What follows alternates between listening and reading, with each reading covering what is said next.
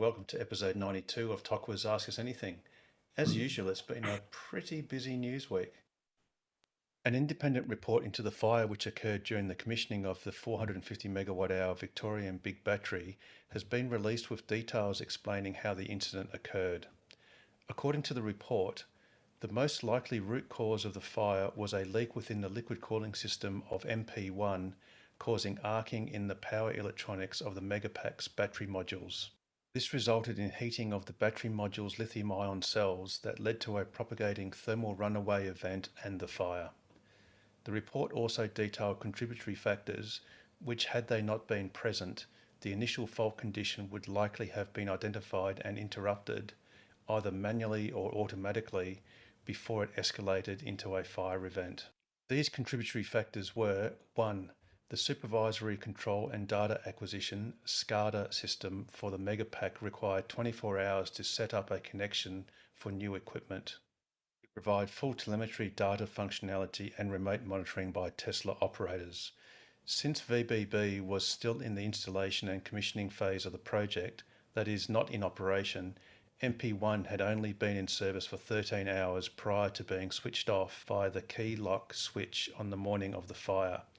As such, MP1 had not been online for the required 24 hours, which prevented this unit from transmitting telemetry data, internal temperatures, fault alarms, etc., to Tesla's off-site control facility on the morning of the fire.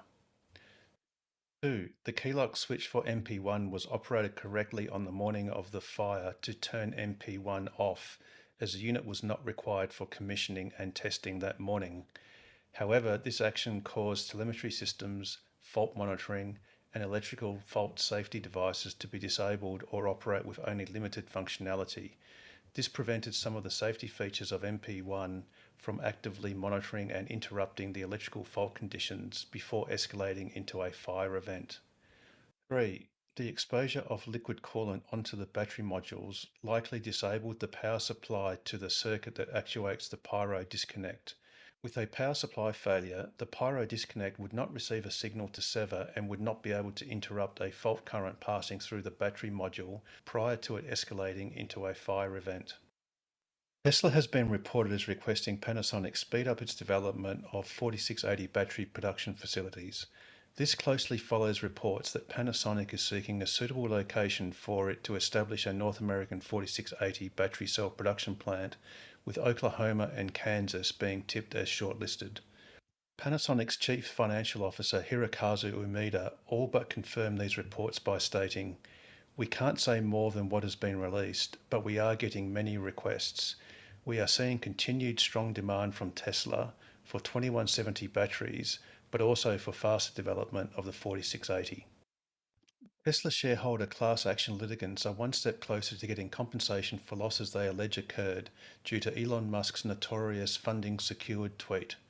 In a previously sealed summary judgment made on the 1st of April, District Court Judge Edward Chen said, "No reasonable jury would find that Mr. Musk did not act recklessly given his clear knowledge of the discussions."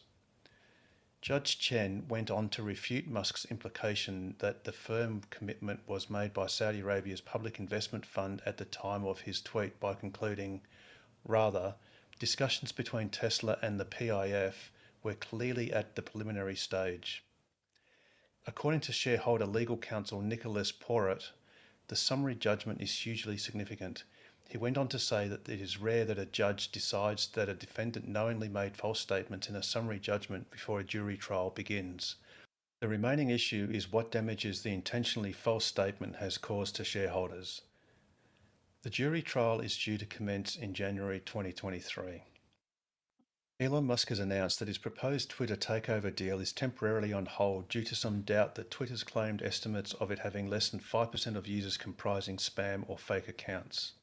Musk stated he is still committed to the acquisition, but stated his team would be undertaking their own investigations into the proportion of fake accounts. Musk subsequently stated that he believed Twitter's fake account proportion was at least 20%, a figure that has been backed up by third parties including SparkToro, which found that 19.42% of over 44,000 active Twitter accounts they analysed were likely to be fake. Musk all but confirmed he will be demanding a lower price for his acquisition of Twitter when he tweeted that, "My offer was based on Twitter's SEC filings being accurate. Yesterday, Twitter's CEO publicly refused to show proof of less than 5%. This deal cannot move forward until he does."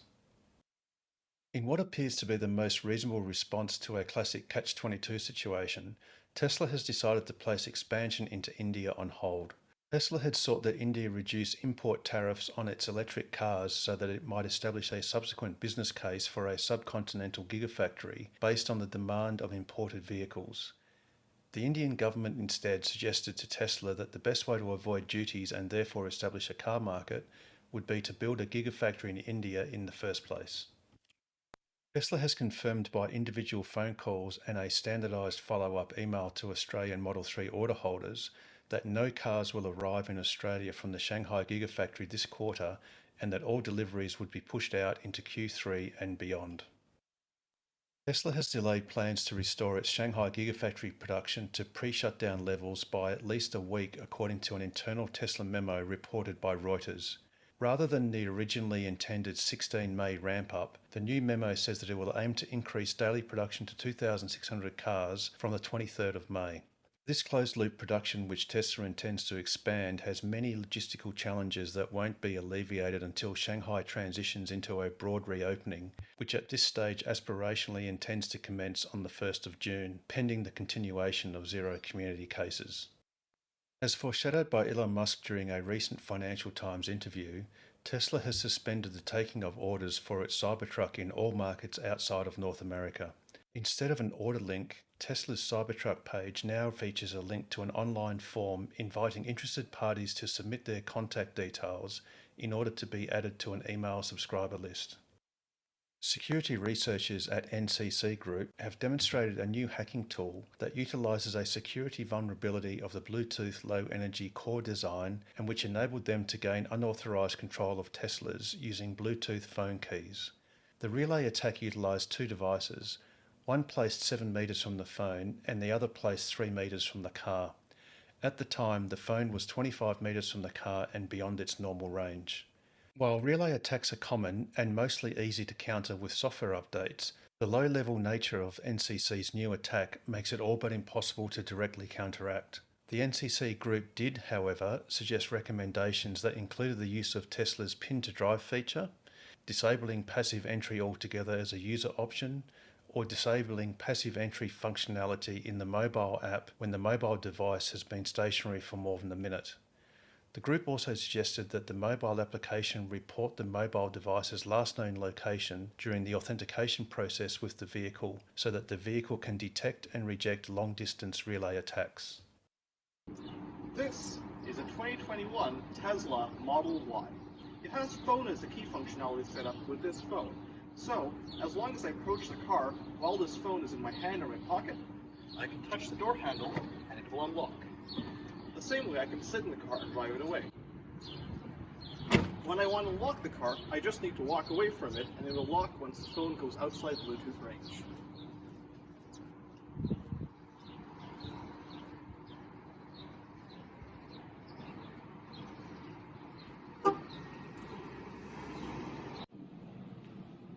Once we're in the office, I might leave the phone somewhere, maybe on a table, a good distance away from the car. So with the phone in this position, normally the car cannot be unlocked.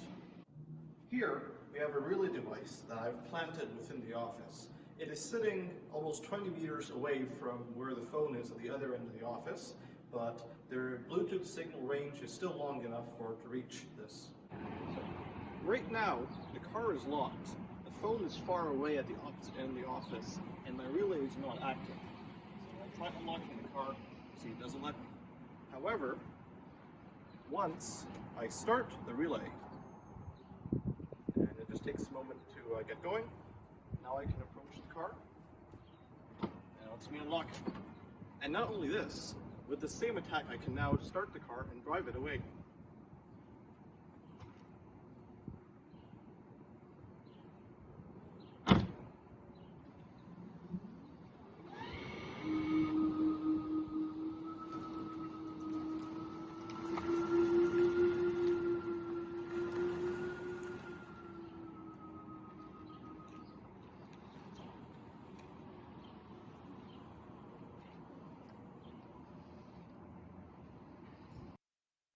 Elon Musk has announced a second Tesla AI Day to be held on the 19th of August, approximately 2 weeks after its shareholders' meeting due to be held on the 4th of August.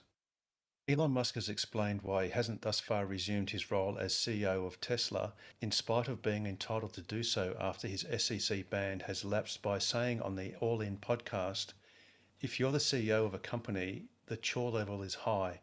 And if you don't do your chores, then the company is going to hell, and I hate doing chores, frankly." He later admitted, "I have a habit of biting off more than I can chew and then just sitting there with like chipmunk cheeks." And that was this week's news.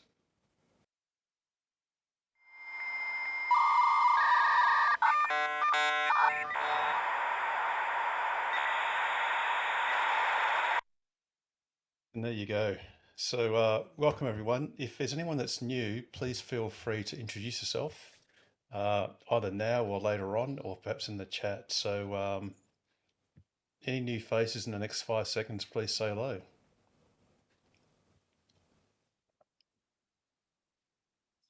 Okay, you can always do it a bit later on. Oh, Sky. Hello. Hi. Welcome. Tell us about yourself and your car. Thank you. I just got a long range model pick up on March, 2 months ago. Oh, yes. Yeah. So yeah, enjoyed so far. Very good. Fantastic. Fantastic. Well, no doubt you've got some burning questions you want to ask us, so feel free to do that sort of now or the next few minutes or later on if you like. If you just want to sort of listen in on the rest of the discussion, that's totally cool. Maybe later on. Yep, no worries. No problems at all.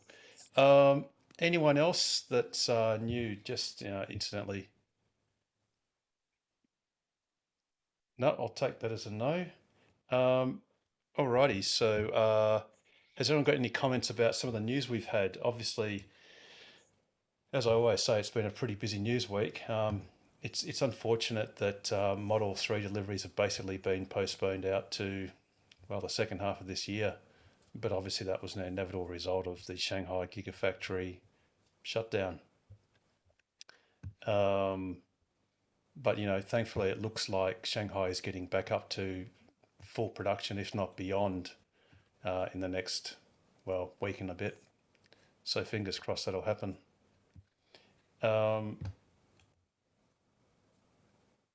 Alrighty, so anyone got any opening questions? Oh, you're all on. Sorry, you've all been muted, so you might want to just get yourselves off mute. I just did that for part of the I think news. Stephen was trying to say something. Go, Stephen. Oh, you got to unmute yourself, mate.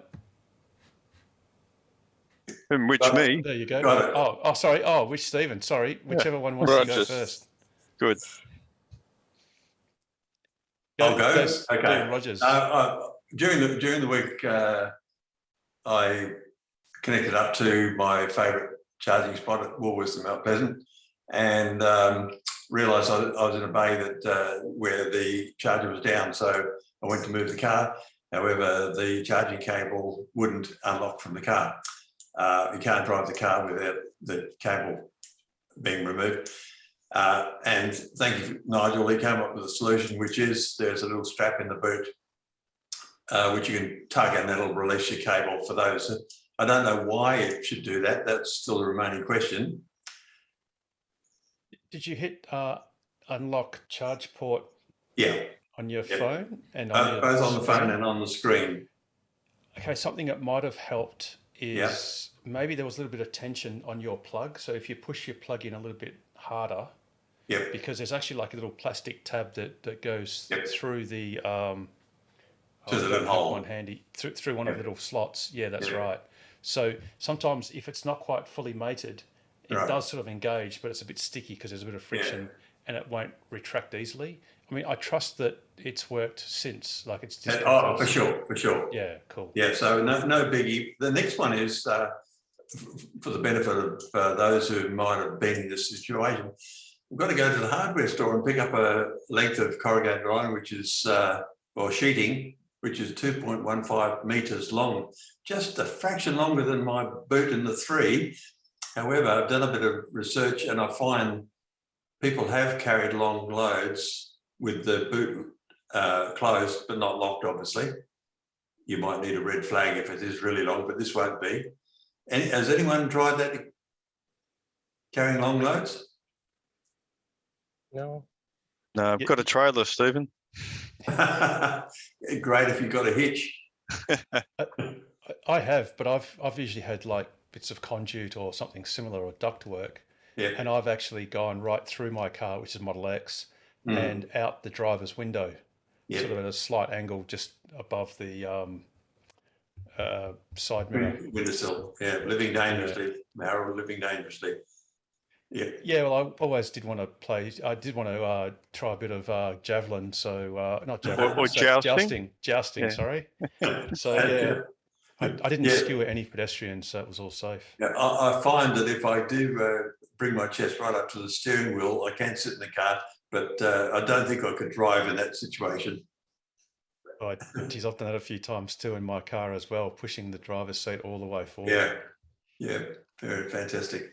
Now, speaking of some very elegant manoeuvres, this thing only happened about less than an hour ago, and it's just a quick video of the latest Starlink booster landing on the drone ship, and I'll put it on now.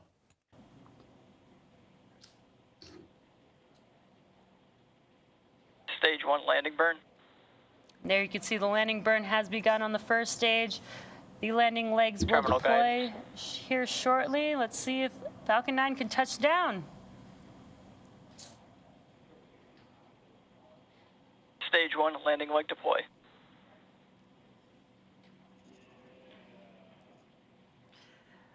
Incredible view there. As you can see on your screen, Falcon 9 has touched down on our drone ship. Stage 1 landing confirmed. It doesn't get much better than that. It's an exciting game. It's like 3 launches in a week. Is that Yes. Nigel's Crazy. house? That was So- centimetre perfect, that I thought it was landing. Nigel's house. No, he was actually about 2 centimetres off to the left this time. Oh, it was you to the tell him right right. last time. Yeah. They've overcorrected. It was too, Nigel. I thought of you because I did notice you responded to my tweet when I posted one up a couple of weeks, well, a week ago. A And short it actually is, if you look carefully, it's not quite fall of in the gravitas. centre. Now this marks But geez, it's close. I think this leg and that leg are both on the yellow circle, and this one's obviously a foot or so off. Is there no one on that ship, Harold? No. No, because you wouldn't want the ship to hit the fan or the fan to hit the ship. Boom, boom. Ah, Dead joke. Yes. But yeah, it's just awesome. And obviously that footage was brought to you by Starlink themselves, because they've got their own communications. So There you go go. Starlink. Hey, Harold, how long ago was that tweet you said that Nigel commented on? Oh, it was a couple of weeks, perhaps. Yeah, I think it was about that. It was a video. What I did was I extracted the video, a section of the video that SpaceX two- put up. 2 weeks, okay. Yeah, it was about. Don't start with 2 It weeks. was- Don't start it with was, 2 weeks. So 2 weeks. Oh, he's done it. Yeah, 2 weeks. Really? Two weeks. Any idea when you're going to be finished here? 2 weeks. How long will it take? Yes, good one, Dano. Got me. Yeah. So anyway, that's our little bit of SpaceX, which I believe there's a report that said that SpaceX will become the world's largest IPO if and when it does go to an IPO. But that's just another reason for Elon Musk to become the world's first trillionaire. Anyone got any opening questions or whatever, second questions? I think with that relay attack that they were talking about in your news thing, that's old news sort of stuff. Like that happens with people with fobs anyway. And the way to get around that is just to turn your app off, when you go to bed at night or something like that, because then they have nothing to relay off if you don't Yes. have it. Yeah. Yeah, the issue with this one, as opposed to other relay attacks, is it was done at the link level, which is basically literally the radio frequency communication level. So it was effectively using like a radio repeater. It wasn't trying to break any encryption. It wasn't trying to clone anything. It was simply doing a relay. And when I read into the paper, there are some tight timings. So they were able to get latencies of about 8 milliseconds between, say, the fob actually sending a transmission and them passing that parcel to their synthetic, their laptop connected to a Bluetooth device. And as long as that latency is really short, it's within the error limits of the Bluetooth protocol, the link level protocol, which is well above all encryption and all that sort of stuff. So the issue is, on a physical level, there's no way of actually stopping it. Although, like I said, well, the report said in the news, there are a few things such as, well, yeah, you just disable passive entry. So if you don't use your phone as a key and you only use your card, then that is obviously a defeat to that. But I thought one of the suggestions was really interesting, was the one where they'll modify the Tesla's app to actually get it to tell the car where the GPS coordinates of where it was when it just said that last transaction. So then, if your phone is, say, 20 meters away, 30 meters away, 30 kilometers away, 300 kilometers away, if you send its location as part of the authentication process, the car will immediately go, well, that's clearly a relay attack because I expect you to be within 5 meters. And also the point where they said, well, if the phone is laying flat on a table and not moving, well, then it shouldn't be acting as a phone key because you're obviously not walking up towards a car. Your phone's not moving. And that doesn't have to be GPS movement. It can just be accelerometer movement, which is very easy to do and interface with. So clearly, go, Jared. That guy that was doing the testing, is he from Manila? No, I wanted to get a hold of him because I think he sent me an email today saying I won some money. Right. So I could follow it up with him, and because I think I won 35,000. But I haven't heard from him since I gave him my credit card details today, and I haven't heard from him yet. So I'm just waiting for him to give me a ring. I'll be waiting long. That's all right. No, if anyone would like to test that, just put your credit card details in the chat, and I'll give them a go. Oh, do Jared's. Come on. Yeah, definitely. Well, I always put my credit card in, but when you say my credit card, per se, not me, it's more Harold's credit card that I use. Because I try to help out Harold getting more points and stuff like that. So so I always use Harold's credit card. Just like most people that get stuck for accommodation down in Albany or Busselton, would use Harold's credit card, Broome, So it's all a part of belonging to the club. It's a $20 fee that you pay to belong to the club to have that facility available to you. Harold's credit card, anything else that you need. No, he's very generous, Harold. He'll lend you tyres, charging cables, credit card. Yeah, sweet. That's right. Deposit on a small house, no worries. So the $20 is actually a benefit. Apart from supporting the cause of the club, you are also entitled to spare tyres. We've got a modern spare for performance Model 3s and also an aero spare wheel for long range or non-performance cars. We also have charge cables, adapters. We have a discounted rate for the Cons 22 kilowatt 3-phase charger, which normally on the internet you get for about $1,200, and through us you can get for $750. And we also sell Type 2 to Type 2 cables at a discount to members as well. So it's not just my credit card that you get access to. You get many more valuable things than that. Exactly. And you're also supporting the community to do what we try and do to basically advance the world's transition to sustainable energy through Tesla. My Cons cable was in a puddle of water tonight, Harold, at the track. So does that mean if it doesn't work now, I can return it? No, it just means that you've instantly voided the warranty there, Damo. So thanks for letting me know. We'll just note that down. Hang on a sec. We are recording, Damo. We are recording. We've got recording. No. But no, it is pretty waterproof or water resistant, so it'll be fine, Damo. As long as there's no blue sparks coming out of it, it's all good, mate. So You went on Leach Highway, Damo, on Monday night, Damo? No, I went down there, got rained off, got one rain, and then it bloody started raining so hard, so they called it off.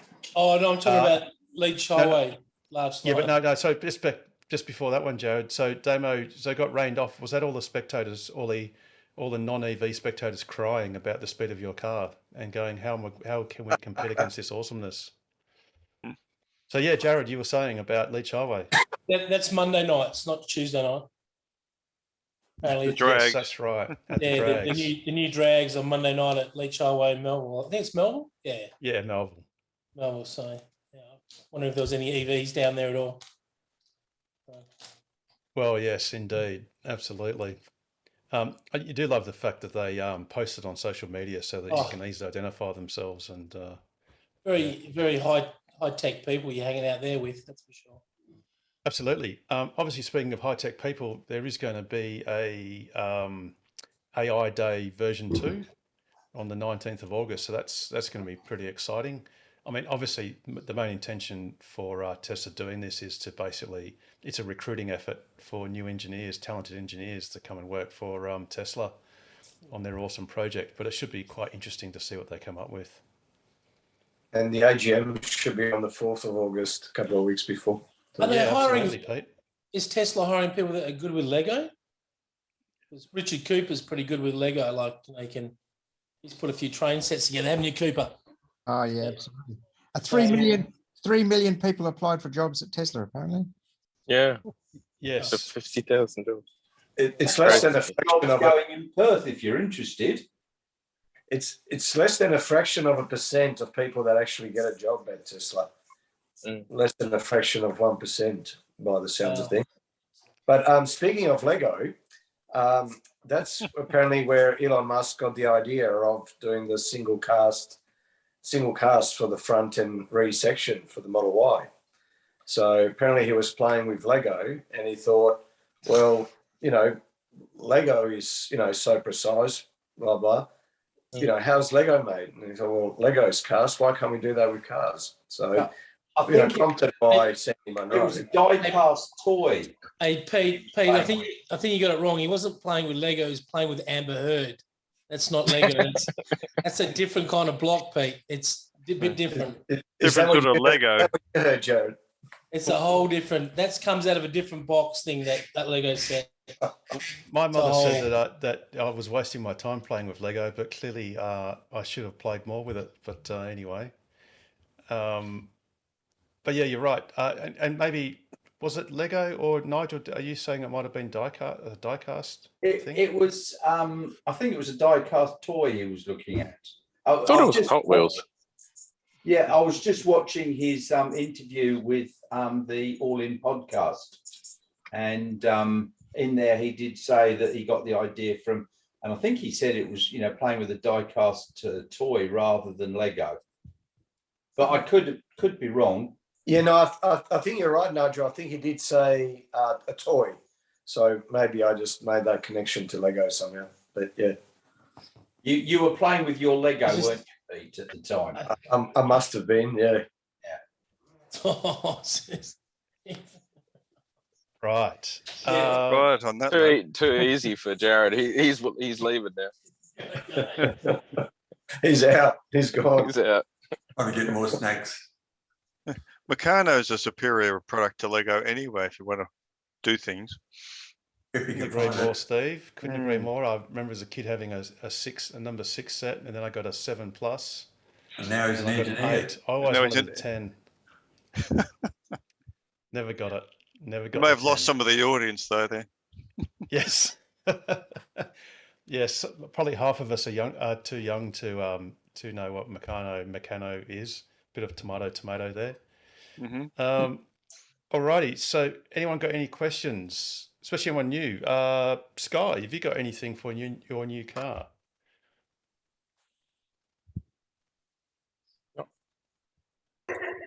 No, all good. Just Oh, actually, one Wanna thing you might listen? not have. Yeah. Go on. Oh, you, And I yeah, just want to listen to you. yeah, cool. No worries. So one good thing you should listen about is getting or looking up, Googling the Synergy EV tariff. And the easiest way to do that is literally just put in Synergy EV tariff into Google, and the first result will be Synergy's page explaining it. And the good thing about that is that your whole house basically gets a 30% discount between 11 p.m. and 4 a.m., which is a great time to charge your car if you don't have, for instance, solar, or you don't have time to dribble into solar during the daytime. And because there's not a separate meter involved, it's using your ordinary smart meter. Basically, like I said, the whole house benefits from that lower tariff. And it's basically intended as a price signal to get you to defer charging your car until 11 p.m. to clear from the evening peak in demand when solar's dropped off and then everyone starts cooking and putting air conditioners and other things on. So definitely look up the Synergy EV tariff, and it's compatible with, if you've got solar, it still works with all your solar feed-in tariffs and all that sort of stuff. There is a small charge, I think it's about $100 odd to either get your smart meter reprogrammed, or if you've got a conventional meter, to get it replaced. But it's basically a subsidised replacement. Oh, and Jerry, you've got a question about the spare wheel. No, Yes, sorry, I'm not sure if my camera's working properly here. Yes, so I've got a Model S. It's a 2005, and mostly around the burbs, you don't need anything. But reading through the podcasts on the website, and by the way, you're phenomenal website, guys. If you're hitting a huge pothole in the country, maybe you need a wheel. So I've been looking around to find a wheel, and I think I might have found a secondhand 2008 wheel that might fit with my 2005 car. But to put the thing on, you need a jack, and I'm not quite sure how to deal with that. I've done with that with lots of cars over the years. Do you jack it up to its highest maximum to let some sort of a jack fit in underneath and deal with the leveling thing? Or do you have a jack that can fit with the lowest dimension that can fit under the lowest part of the car? Yep. So it's basically down to the jack and what sort of a wheel you need. Yeah, so you should have on your Tesla account. Actually, it'll be actually on your main screen if you go to service. I think it is the service menu, or software at the safety service, something like that. At a lower part of your touchscreen menu, you'll see the operator's manual, right? And you can look through there. But you can also download it. If you just go to your My Tesla account on the Tesla login, you can also go into the user manual, and it will show you that there are actually 4 jacking points, and they are behind your front wheel arches for the front wheels, and in front of your rear wheel arches for your rear wheels. So it's basically on each corner of the battery pack, or not on the pack, it's just on the door sill, that structural member. And there's actually like a locating hole.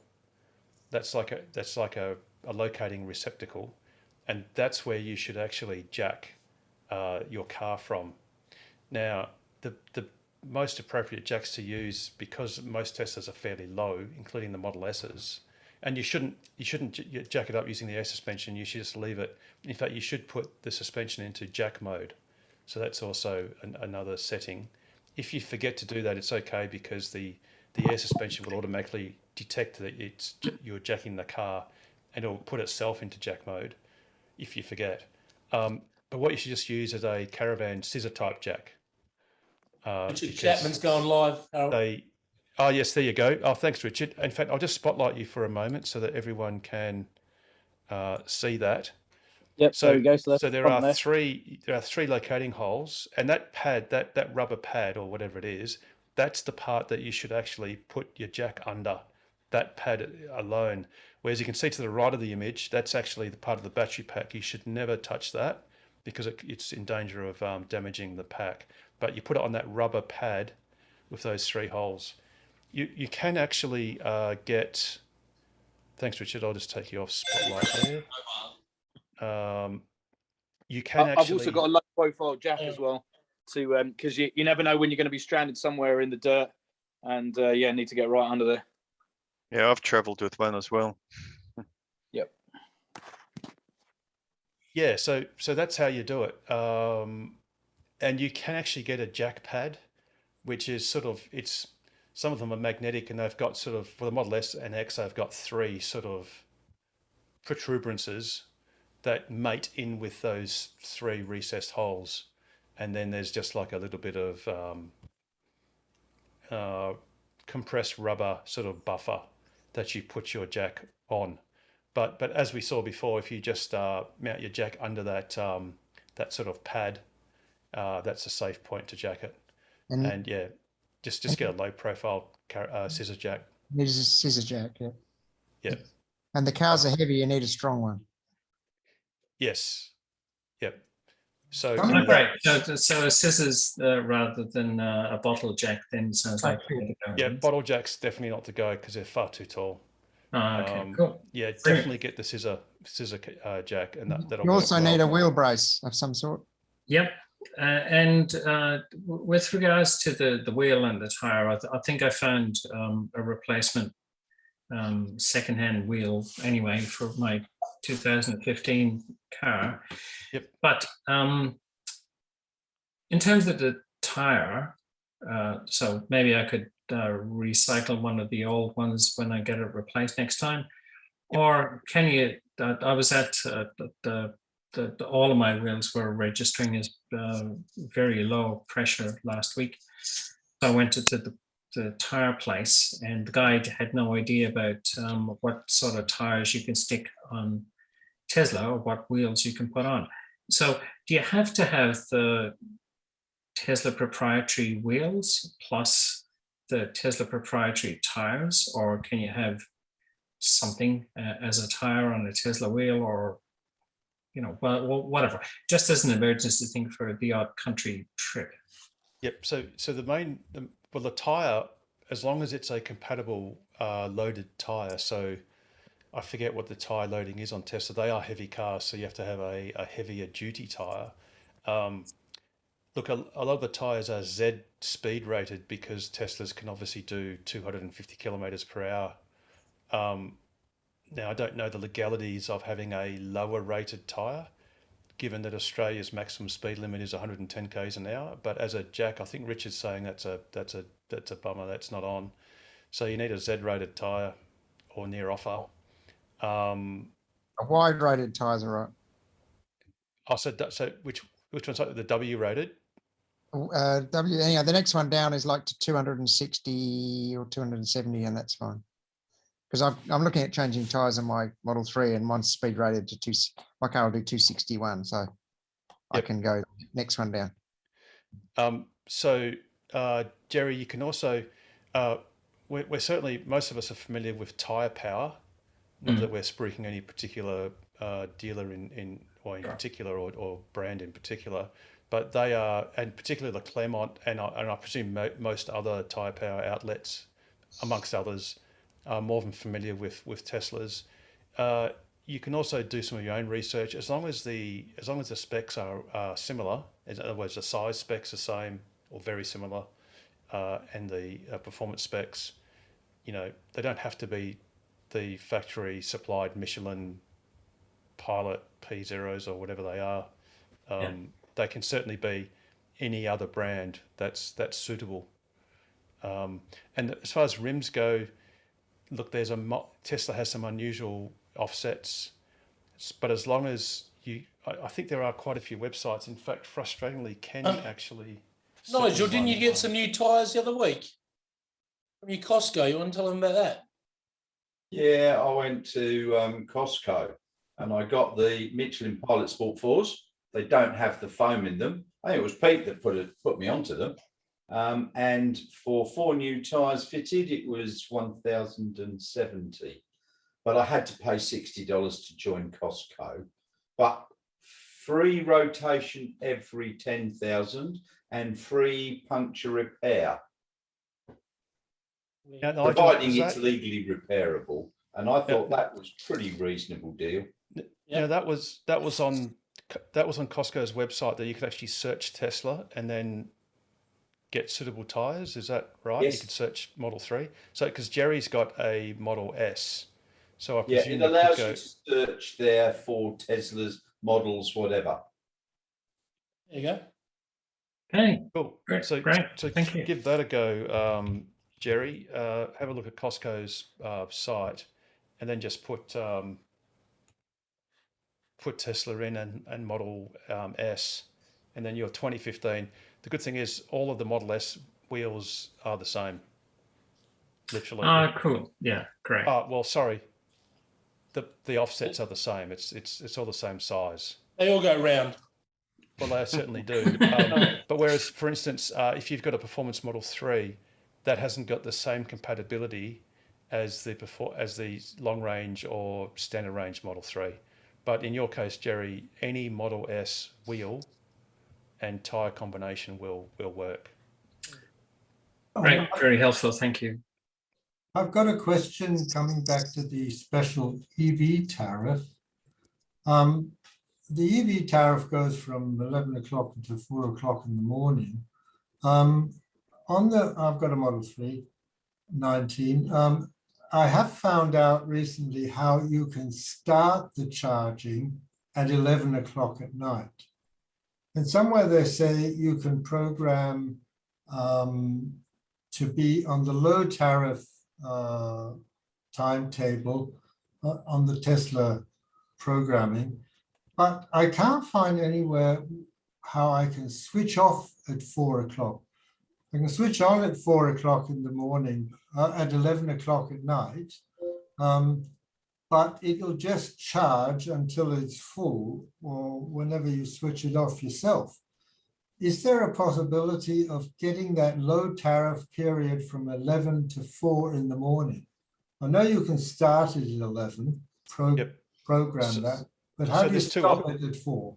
So there's two options. There's either commencing scheduled start charging. And I'll just, if you go into, now apologies, this is the old menu structure, but the same principles still apply. So in charging, you can schedule charging, which if this will work, hang on a sec. Here we go. So you can schedule when you start charging, which would be say at 11 p.m, so 2300 hours. Or you'll notice it says switch to scheduled departure. So if you switch to scheduled departure, you can then, this is the equivalent of telling it when to turn off. So you could then tell it that you want a scheduled departure at 4 a.m. and then it will start charging a number of hours before 4 a.m. required to get your car from the current charging level to what you've set it to, which, provided you've got better than a 10 amp outlet, it will only take a couple of hours or so, which means it would have started charging well after 11 p.m. But unfortunately, there is no simple start and stop scheduling functionality in Tesla yet.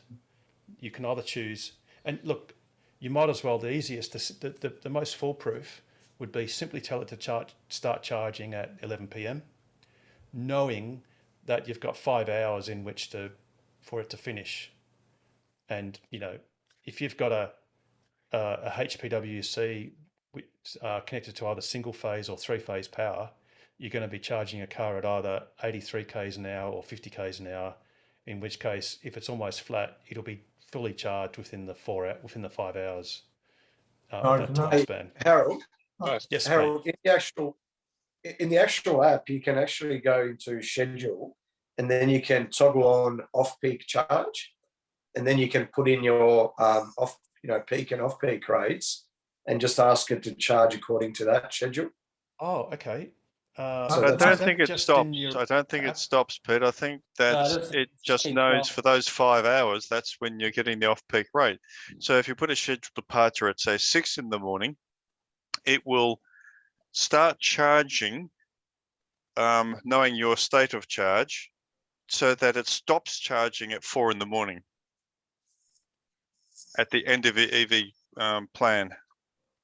Now, that's something I didn't find, is to actually, it talks about the off-peak time, but does it know when my off-peak time is, and can I tell it? You've got to tell it. The way to tell it is through the app, going into schedule. So when you first bring your app up and you have all the menus there, schedule is just under summon, or if you don't have FSD, it's just under location. Yeah, I have found that schedule, but Steve, so what are you plugging into? oh, I've got a wall charger that goes up to. So you've got a 30 wall amps. charger. So and you charge up to 90% or something like that, yeah? Yeah. Yep. So just start it at 11 o'clock and it'll be done. You don't need to worry about it.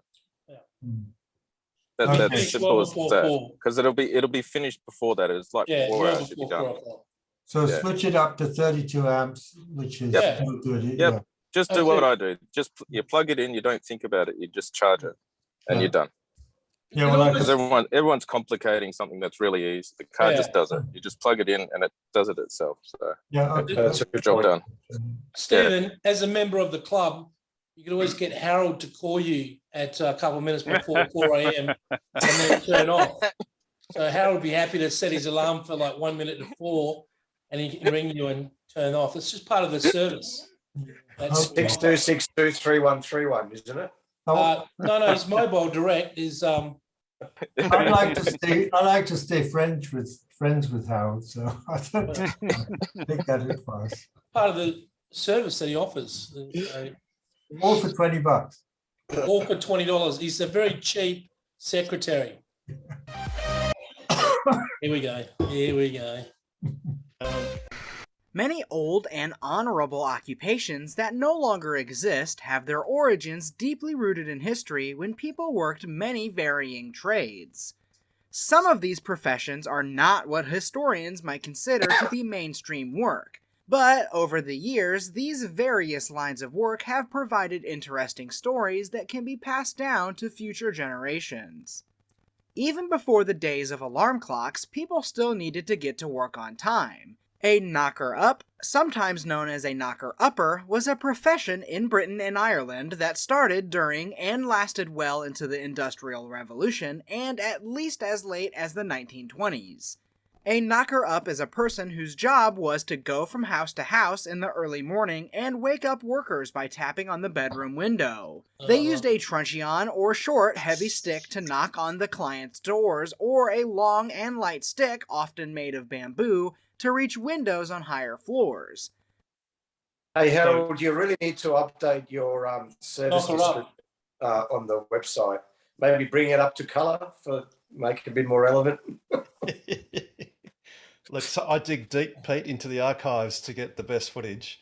So that's what I was explaining earlier, that I had some conduit that had to go right through the length of my car and out the wing mirror, because I was actually had a moonlighting job as a knocker-upper. A knocker-upper.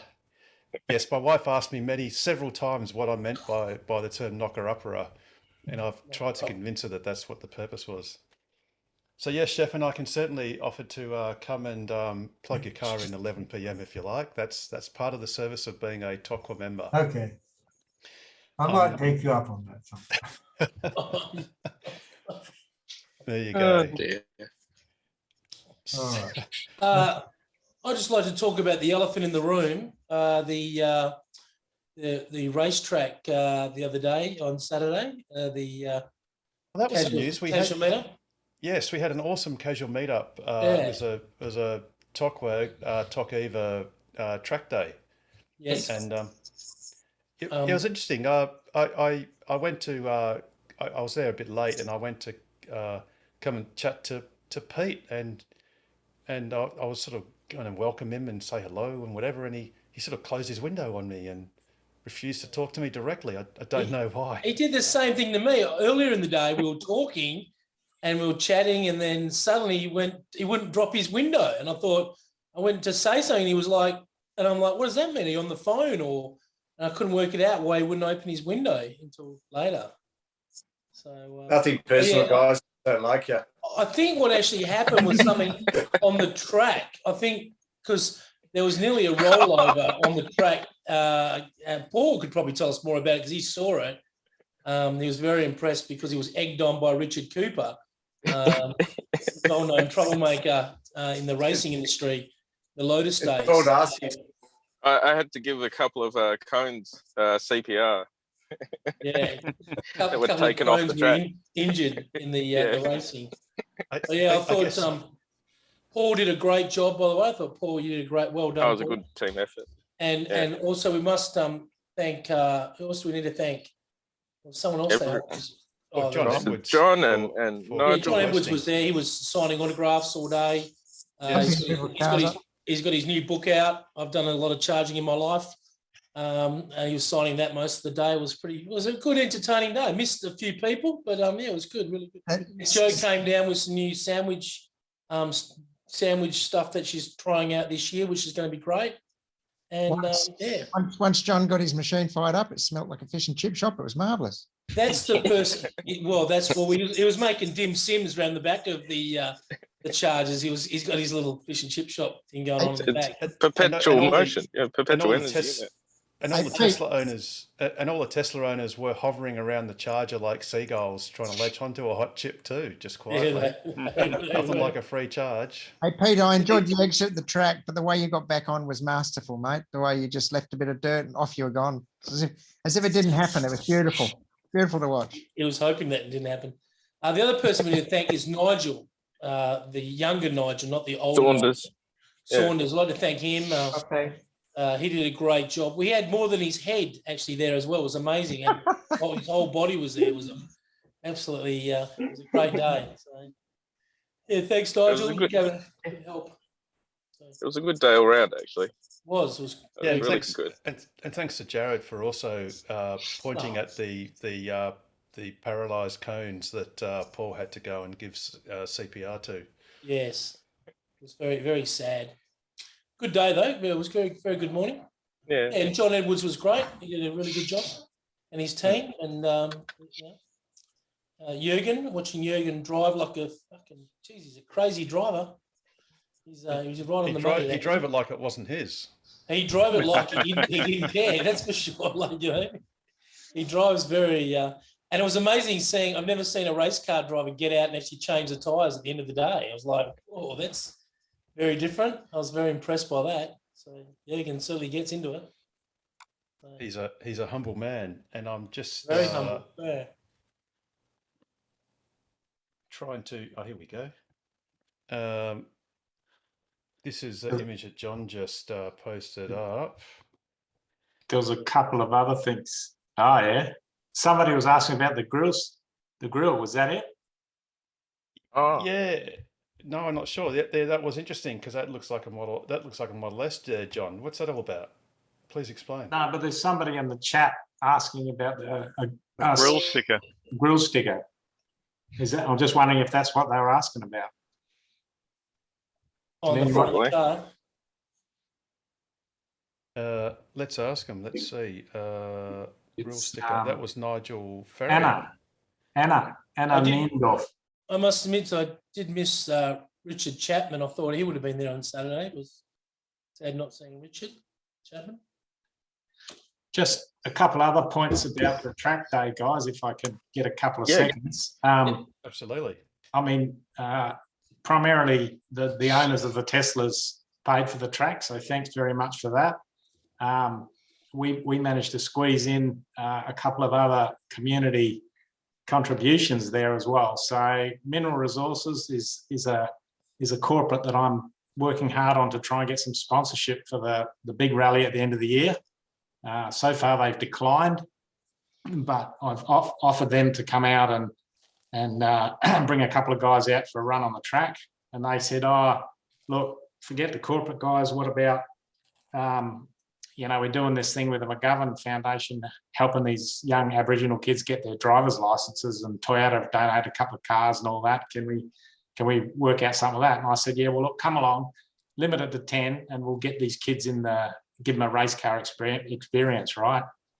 And we did that, and you guys accommodated it, and it all worked pretty well. And those kids just were over the moon. They never experienced anything like that before. So, I think we did a good thing, and I really appreciated everyone sort of stepping up, making it all work. We didn't have any grizzles or complaints or anything, so it was great. So thanks very much. Yeah, thanks, John, and thank you for organising it. It was an awesome day, and everyone had a lot of fun. It was actually Anna that was asking about the grill sticker, so that's it there. So, John, where do you get that from? You can get them on eBay. Right, eBay. Awesome.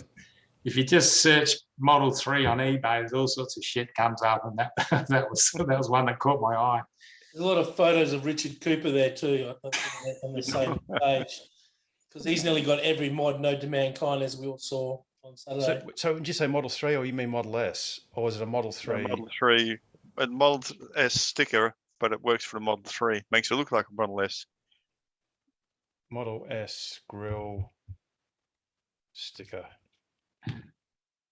And through the magic of searching, no, that's just going to work. Okay, I think I was just trolling through a Model 3 search, see what else they had. Rightio. Oh yes, found it. Here we go. I mean, get the little centers for the aero wheels and the black caps for the wheel nuts is pretty good as well. $20, I think. Yeah, that's it. That's it there. Yeah. So I just searched incidentally just for Model 3 grill sticker. Yeah. And it was the second one. Only $3. $93. Jeez. It's 41 on Amazon. That's crazy. Say again, Steve? Yeah, I've brought up Amazon, and it's saying $41, but that might be US. Let me just make sure it changes to AU. Amazon is sneaky. They recently been trying to charge me some $7 fee, and joining fee of their club that I didn't even sign up for. I rang them, it was funny because I typed in the thing that I wanted someone to call me, and within a second of pushing the button, this American phone number popped up on my phone, and I answered it, and basically spoke to a guy, and they refunded the $7 they took out of my account, and then they shut the account down. But yeah, right. So Steve, you just flashed it up there for a moment. Yeah, I just did. Yeah, that was the US one. Do you want to bring it back up? Yeah, please. Yeah, might as well. Looked a bit different. Yep, let me. Might be a real Model S one. Share. Well, I did. That should be coming up for Model 3 and Model Y. Oh, yes. You can see the overlay there, and that's what it looks like with the T in the center. Oh, so gotcha. Yeah. And it says for Model 3, and I just did a search for, as John said, Model 3 grill sticker. Delivered to Australia, and that would be in Australian dollars, because that's Amazon.com. Yeah, no worries. Yeah, that's what I just did a quick search just for finding what's there. there. That's the yanked one. Yep. Yeah. Original style Tesla grill. Okay. So that's 41 American dollars. Yeah. So it's about 55 28,000 Australian. 55 Australian, I think it is at the moment. Finished, guys. I'll stop sharing. Yeah, that's good. Thanks. And then delivery. Yeah. Oh, that's another $400. Yeah. And you won't get it for 6 months. Hey, Harold, I should also mention the go-karts on the 5th of June. I forgot to ask you how many tickets we've sold so far, but Probably because the the email same didn't go out. 5, because the email hasn't gone out. I thought I'd set it to schedule, so apologies. Let me just get on to try booking. Oh, there wouldn't be many if the email hasn't gone out yet. No one would know about it. Just Apart everybody from last Wednesday, Pete. No, just the important people. So Yeah, there's- so there's basically Ashley and Damon. seven tickets are sold so far. Okay. Just for reference, I will bring up the event again here. In a moment. Is Richard Chapman there? He says he's there, but he doesn't look like he's there. He's hiding. Is Joe there? Joe, you there, Joe? Joe, come on in, Joe. Yeah, I'll just put it in on the chat. That's the link. It's basically trybooking.com/capital BZLXA. In fact, I'll just bring that up here.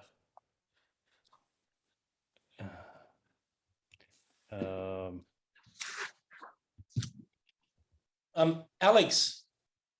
Yo. How are you these days? You better? I'm a lot better now, Jared. Good to hear, mate. I'm out of isolate as of tomorrow. You what, sorry? Out of isolate? I'm out of isolate as of tomorrow. You call So it you've got to isolate? get out You of the mean paving there? You're do you mean buried prison? under the paving. You're out of prison? Oops. Prison. Out of prison tomorrow. Out of prison tomorrow. Okay, that's good to hear, mate. Good to hear that so you're going well. Going well. It's just a pity I couldn't be there on Sunday. I was very. It would have been very bad on Sunday, mate. It was raining and there was no one there, so it would have been a hell of a day at the racetrack. If you came on Saturday, that would have been a whole different story. You would have seen Pete going off the track. You know, it was pretty good day. Which is Pete. Yeah, we had a couple off the track. Yeah, there was a couple. Are you making it Someone sound went the like wrong I did way? donuts on the grass or something? All I did was it wasn't a donut. It was fraction of the tyre. It was a bit of a pastry dish. I don't know about a donut. It was more like a croissant than a donut. So And a couple of cones went flying. they did, didn't they? Because they were on the bitumen, you see. So I didn't actually go off the track. I was just like, you know, moved them maybe across. just clip the grass. That's it. That must have been just a few of the a few million viruses just starting to replicate, and it was affecting your concentration there, Pete. Just on the cusp of it. Just. Well, I don't know if I would have been because my wife came back from Broome on Friday. She tested negative, and it was when I was at the event that she rang me to tell me she's tested positive. But then we had a PCR test on Sunday at 3:00, and all of us were negative. And we did rat tests, and we were negative right up until yesterday morning. The kids were still negative, but I tested positive. So it must have been either that Friday afternoon where I slept in the same room as her, or when I was just handing her food, you know, just opening the door for 5 seconds with the mask and glasses and spray and everything. So 2 cans of Glen 20. So is this the first time you willingly slept in the doghouse there, and thought that was an actual upgrade? So the kids have got nothing, Pete? The kids are good? Actually, the first 2 nights I actually slept in the car because I thought, well, you know, why not? I haven't done it for a while. It's a perfect opportunity. Let's try it. It was actually really good. The first night I slept with camp mode on, and the second night I turned it off. There you go. Yeah, when I turned it off, business class, but not quite the same. It's not quite. like a business class seat, but not really the exactly the same. No hosty, no nothing. Just sleep in the car.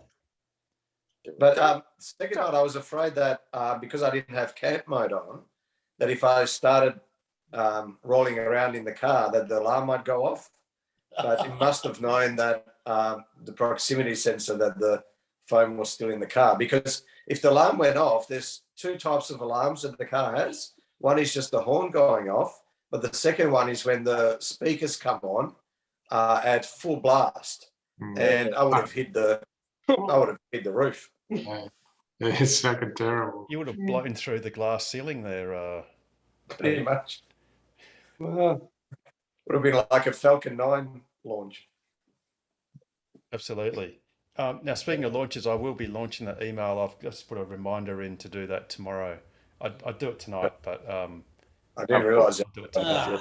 I'll be there. I've just booked myself. So Yeah, have the night off, Harold, because you've got to get up tomorrow at 3:59 to turn Joseph's power off.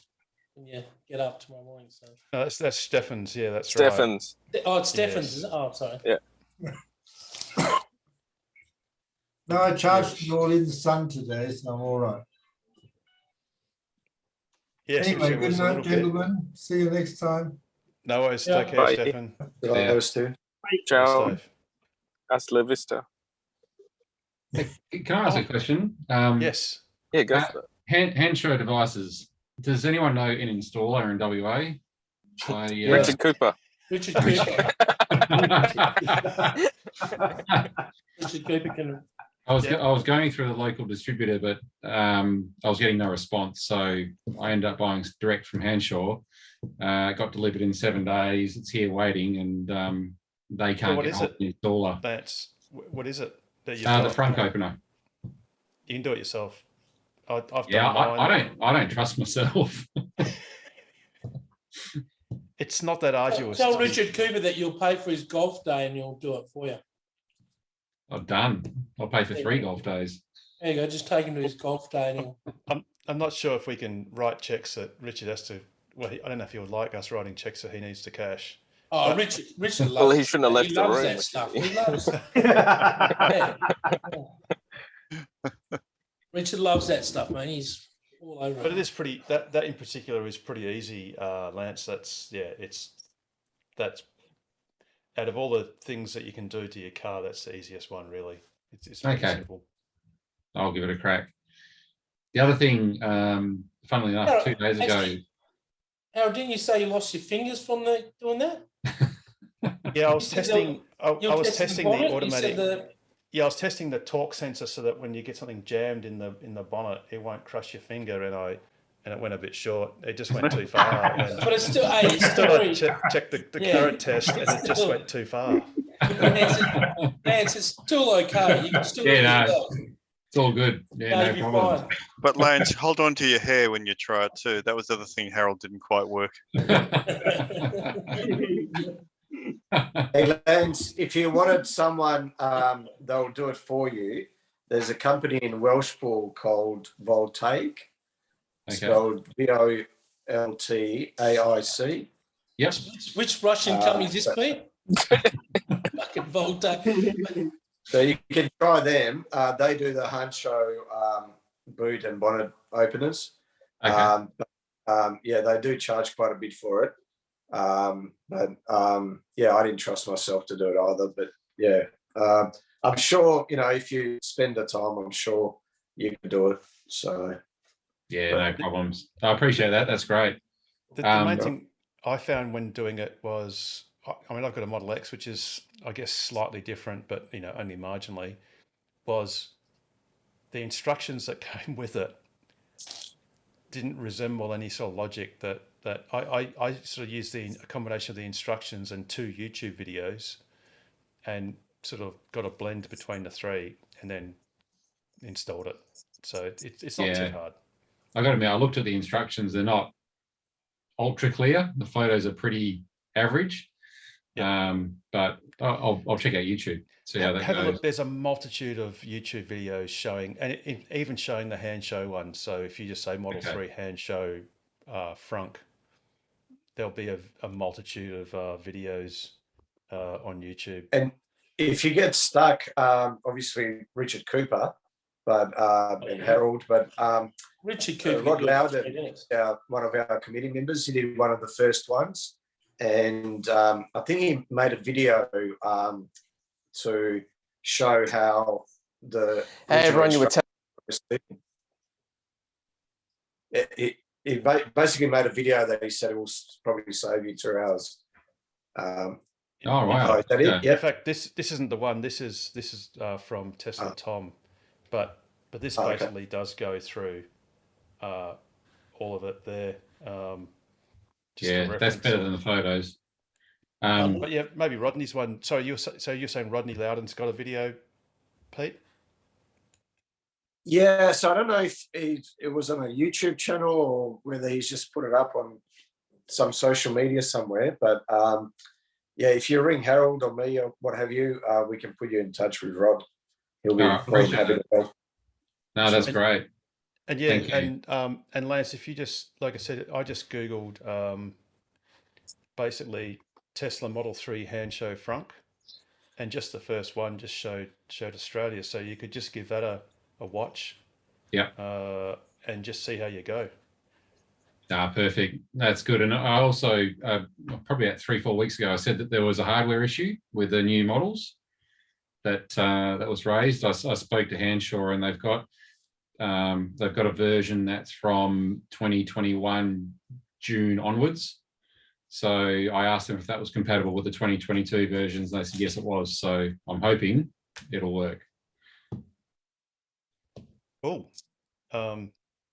Look, give it a go, mate. It's like I said, it's unlike if and when Richard comes back, all we need to do is ask him how his power or backlit door handles went, and that's diabolical because you've got to take out windows and door panels and all sorts of catastrophes. Yeah, right. But He basically Sandy Munro'd his car. yeah, except Sandy Munro never bothers to put it back together again. Thanks, guys. That's great. Appreciate it. No worries. Harold, question. Yes, Steve.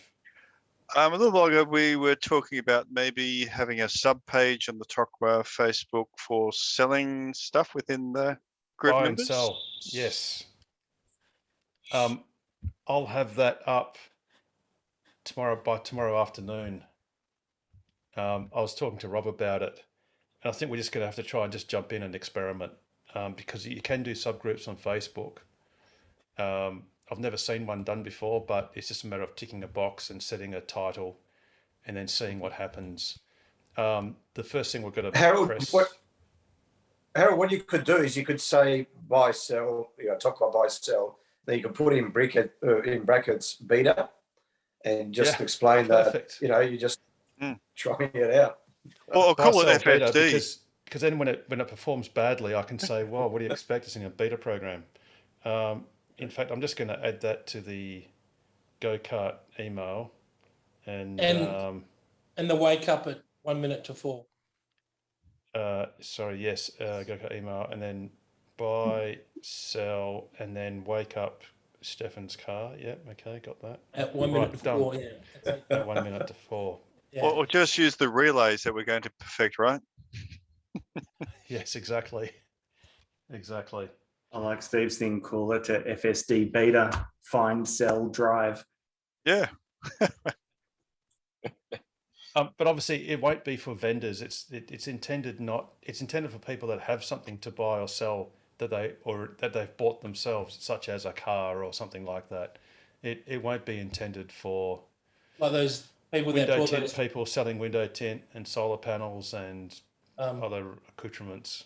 those Yeah, people but that were bringing stuff down from Port Hedland in white powder. White powder, no, 320 kilos, yeah. 20 kilos of just trying to offload it cheaper. 20. In fact, I've actually got an unboxed, sorry, unopened Generation 3 HPWC, which I believe mint condition. Well, it's never been opened, so it hasn't seen the light of day since it left the factory. And Signed by John Edwards. With his new book. With his new book. Actually, my life is a charge, and my lead's not long enough. You can always use a longer lead. That's what he says. His motto. I always wanted to be charged. Always want to be charged. Boom, boom. Yeah, so I've actually got one of those that one of our members that I got from one of our members who found it to be surplus to requirements. So yeah, I might put that as a try to see how that goes. I've got a cable organizer which I no longer need because I fitted the Gen 3 to my garage, so I was just looking at getting that back into circulation. Yeah, cool. Is that $50 hook? $55 hook, thank you. I went for the expensive one. Is that to put is that where you plug the Type 2 into the little? No, you receptacle? just hook the No, cable. that's and the stick- UMC. It holds the UMC on one side, and then it has that expensive hook, which just holds the cable itself up off the floor, off the deck, the floor. Amazing hook. Amazing. Amazing hook. It includes the mounting screws. Oh, You couldn't use a fire. You couldn't use a hose, not a reel, like a hose thingy. Of course. But it Those does have $5 Tesla ones written from on it. Bunnings. Come on. hasn't got Tesla written on it. Yeah, that's it. I think I saw an image of some Tesla batteries, but they were like AA's or something. I'm not even sure if Tesla was spelt correctly, but it's just out there everywhere. Yeah, my wife bought some of those Tesla batteries. She said, "Look at this," and I was like, "What the hell?" That's not spelt right, Paul? It's in the house. Yeah, I think it is spelt wrong. Yeah. It could be useful if your cargo's flat. You could just swap them out, you know? Yeah. I can see that. Just a couple. Exactly. All right. So anyone else got any questions? I think Andrew, you were at the track day. How'd you find that? Once you're off mute, then You're on mute, Just mate. gotta... I am, yes. Yeah, fantastic. Really cool. It was good fun pushing the car a little bit. I got it up to, well, I braked hard enough anyway for the red alert to come on. I've never seen a red alert on the screen yet, so that was interesting. So panicked a bit for a few minutes until I spoke to John. I think it was John, and he said just keep doing a few more laps around to cool them down before you park up, so that the park brake doesn't come on and get stuck in one spot. But I actually found, good, thanks for raising that, since the last 2 days driving around, whenever I pull up, and I rarely use the brakes to pull up, just use regen, you get to a stop and there's a tiny click that you can hear as the brake applies when you stop, since that's happened. So I don't know whether I thought I'd raise it tonight and then maybe put a service call in. I'm not sure whether it needs anything or whether something's happened or... I could always hear Just be that a click, tiny Andrew. little stone, Andrew. Sorry? Could just be a tiny little stone. Oh, yeah, okay. Yep. I get that noise all the time when I come to a halt. It's a really tiny click, and you go right, especially at a stop sign. If you actually do stop for a stop sign, you hear that little click and say, right, I'm at stop, and then drive off again. Yeah, okay. Yeah, it could be a stone in there somewhere. I think I did see on one of these sessions, somebody was talking about how to get rid of stones if there's something caught in the brake somewhere. Just Yeah, reverse but up or just brake quite suddenly to try and loosen them. Yeah, to try and... your car had it on Saturday. Your car had it on Saturday, didn't it, Pete? Yeah, it wouldn't brake What's properly. that? Next car. Your car was squeaking, your brakes were squeaking on Saturday? Yeah, I got a little stone caught in there. And I tried braking suddenly, didn't help, but reversing must have done it. So yeah, okay. Reversed a couple of times and eventually dropped out. But that's like the third time that I've had a pebble or a stone or something stuck in there. So. Helps if you start the track, Pete. I was waiting for it. Now there was another, and it was good, to meet everybody as well, and really well organised, just good fun. We didn't stay for the whole session because they were going to catch up with some friends in Perth, but yeah, it was fantastic, really enjoyable, and good to meet some of the crew. Hey, I've got a question about autopilot. I don't have FSD in our car, but can I share my screen and show you a particular lights section that that causes me some issues every time I go through there? Yeah, as sure. soon as I can work out how to share my screen on this. Where is that? Down the bottom. Apps require the big green one that's the different color, everything else. That might be it. That'll be it. Yep. Well, we'll get there together. That's all right. All right. So can you see that map? Yep. Ah, classic. Yes. All right. So if you so we're traveling. Is that looking? Yeah. So we're traveling from east to west. In other words, from the right to the left. Yeah, from the right to the left. Yep. Yep. going in the straight in the through. right hand lane, in the middle lane. Correct, where that red car is, pretty much. Yes. Yes. Yeah. And let me guess, your car suddenly veers left?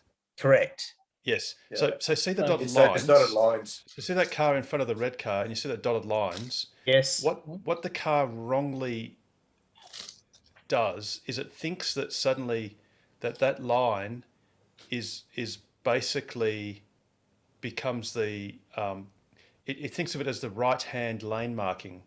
So it then thinks that the left hand lane, right hand lane marking. So it suddenly changes lanes. Yes. So it gets confused because it's a right hand lane marking. So it thinks it's a right hand lane marking rather than crossing it. It stays to the left of it. Yes. And basically the problem is it's like a classic learner driver where they look just in front of the bonnet. They don't look forward. Yeah. Because if the car looked more forward, as you can see well to the left, there's a clear lane and nice markings and everything's straight. The car's driving straight. But that's a classic autopilot faux pas where it looks at that dotted line and thinks of it as the left hand, the right hand lane marking. Yeah. Okay. And gets to the left of it. Yeah, beautiful. And it's happened. I mean, that's a junction of the Old Post Road that goes into Mandurah the old way. And just further on from that junction is the next corner that goes into the Halls Head Shopping Centre is exactly the same. So you sort of you get it twice in a row, but you learn to pick up on it. And I actually got Hanese to take a video of it tonight when we drove through coming back to Mandurah today from Perth. And and it shows it quite clearly. Not that we need to do that now, but if you have a car on your left and it tries to relocate into that left lane, I mean, I've grabbed the wheel every time. First couple of times, obviously, having to change my trousers, but now I've got used to it. With a car in the left-hand lane, will it detect that car and not push itself across to the left lane if it was trying to?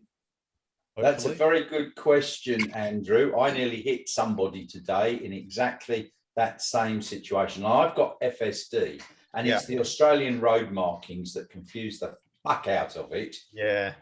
I actually now, I disconnect before, when I see those line markings, I disconnect. Yeah. And I didn't today, and guess what? I don't think it was going to, but I just grabbed the steering wheel and disconnected the autopilot. Or it decided it would stop it itself. Is that when you talk about that, Nigel? Is that the same when you're just traveling on the road and you do see somebody pull across and you know it's going to slow down even though it doesn't need to? You just flick it off momentarily until that car's gone and then put it back on again? No. If I detect it slowing down, I'll let it, and it frequently does that at merge points. It detects somebody coming up on the left, merging in, and instead of staying ahead of them, stupid bloody car slows down. So I frequently hit the accelerator there and go, denied. Yeah. You can actually just guard the steering wheel. So as you're going through the intersection on autopilot, you can just sort of hold the steering wheel gently. Yeah. And as it starts to turn it to change lanes, you just sort of hold firm, and with half a kilo of force, it'll just basically disengage autopilot. That's basically what I do. I hold on and it connects because it wants to go somewhere I don't want it to go. Now, since we're in the mode of bashing autopilot, that there's even an even worse situation than that, which is this one here, which is Manning Road meeting Leigh Street. This is in near Manning, and basically, if I just zoom out a bit, you're coming off the freeway and you've got Manning Road. Now, this effectively becomes a 45-degree Y intersection. Even though Manning Road clearly goes straight, the way you get to trigger it is you stay in the left-hand lane with no cars in front of you and a green light. And what actually happens is, as the car approaches about here, it sort of sees these lines going to the right, these lines going to the left, and it goes, I don't know what's going on. I'm just going to split the difference. And see that shadow with the pole? There's a power pole right there, the light pole, and it would literally go straight through and split the difference. Shit. And it's done that so many times, and in fact, Pete's seen that firsthand at night time. because I convinced him to go through that intersection with his car in the left-hand lane, and it does the same thing, and it's literally done that all day, every day for the last 2 years. If you're in that lane, so that's one of the known issues with autopilot is the curvy dotted lines or weird intersections. I presume they don't have those sort of intersection markings in the US. Just don't know. I really don't know. No, I've driven quite a lot in the US, and they don't have those guides on the road that I can remember. Yeah, because it's a pretty. Since I've been able to go on bloody holiday. It's a pretty simple thing to fix. And if they had them in the US, I would have thought it be fixed already. I have actually noticed it has improved quite a bit. So we're still not on that Manning intersection. That goes straight for that pole. But yeah, it will still swerve, but not as aggressively. And a couple of times, it won't swerve, like aggressively 2 meters to the left or a meter to the left. It will just try to swerve and correct straight away, literally by only a couple of inches. It just depends, I think, Pete, on how fast the car's going through. Because I know if I'm over about 80 k's an hour, it tends to just wobble and go straight on, or not even do the wobble. But if I'm only doing about 50 or 60, it will try and go into the other lane. Yeah, no, that's right. The faster you go. No difference on that over the last 6-12 months. Yeah, I've noticed the improvement in the last 6 months or so. No. You're just not driving as much as I do, Pete. Other than that, I'm just driving faster now. Yeah, probably driving faster. Well, there's a little bit of light at the end of the tunnel, because if you've seen a few of the people doing YouTube videos with FSD Beta, this is a classic example of just how amazingly good that system actually is, bearing in mind it's not autopilot, it is FSD.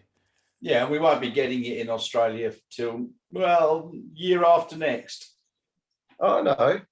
Maybe before Christmas, Nigel. Nah. He'll only do the left-hand drive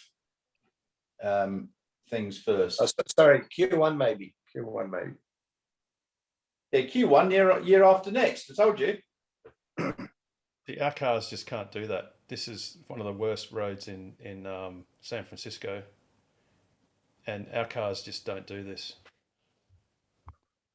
How was that shot? Was that shot with a drone or something, or another car following? No, they've got a 360 camera, so there's a tripod. Oh, not tripod, gotcha. just a selfie stick coming out.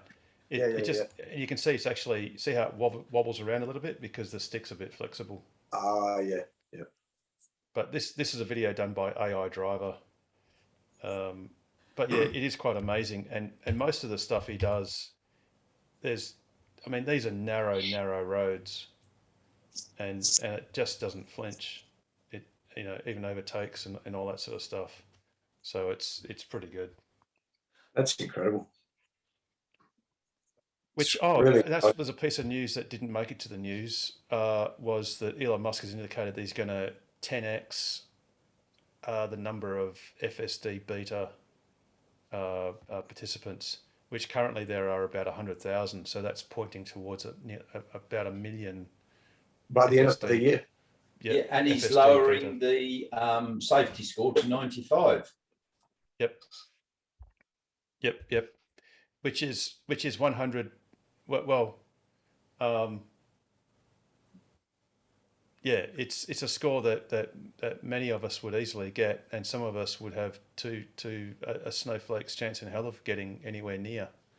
Perhaps a score of 5 would be better. But I get a bit peed off when you're coming up and the car in front is turning left, and you're slowing down, but you're not braking, and miles in front, and it's going bing, bing, bing, bing, bing with the red car on the screen. You go, I'm not going to hit the bloody thing, you stupid. And then I go, and that would have knocked 10 points off my bloody safety score. And that happens to me every bloody day. Well, change your settings. I did, and it still hammers me. Just the doesn't best way like to- you, Nigel. He doesn't like me, no. The best way to get a high score is just depart Norseman and go east along the On Nullarbor and just go autopilot. straight on autopilot with nothing in front of you for 1,000 k's. Then you'll get a good score. Yeah, I was thinking I'd drive down to Eton, charge, come back, charge, go back down to Eton and charge. There is a guy in Germany that's his car's got how many k's has it got, Pete? It's well in excess of 1,000,000 kilometers. Or is it approaching 1,000,000 miles? No, he's done 1,000,000 kilometers, and his next benchmark is 1,000,000 miles. Yeah. Right. Yes.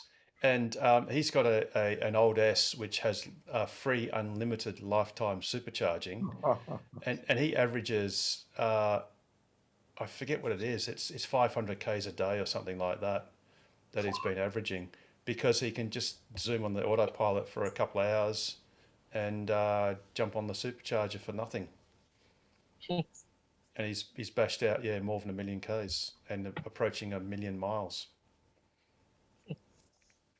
So I don't know what his safety score would be, but I guess we'll know if FSD Beta is coming anytime soon, as soon as we start getting safety score ability on our apps.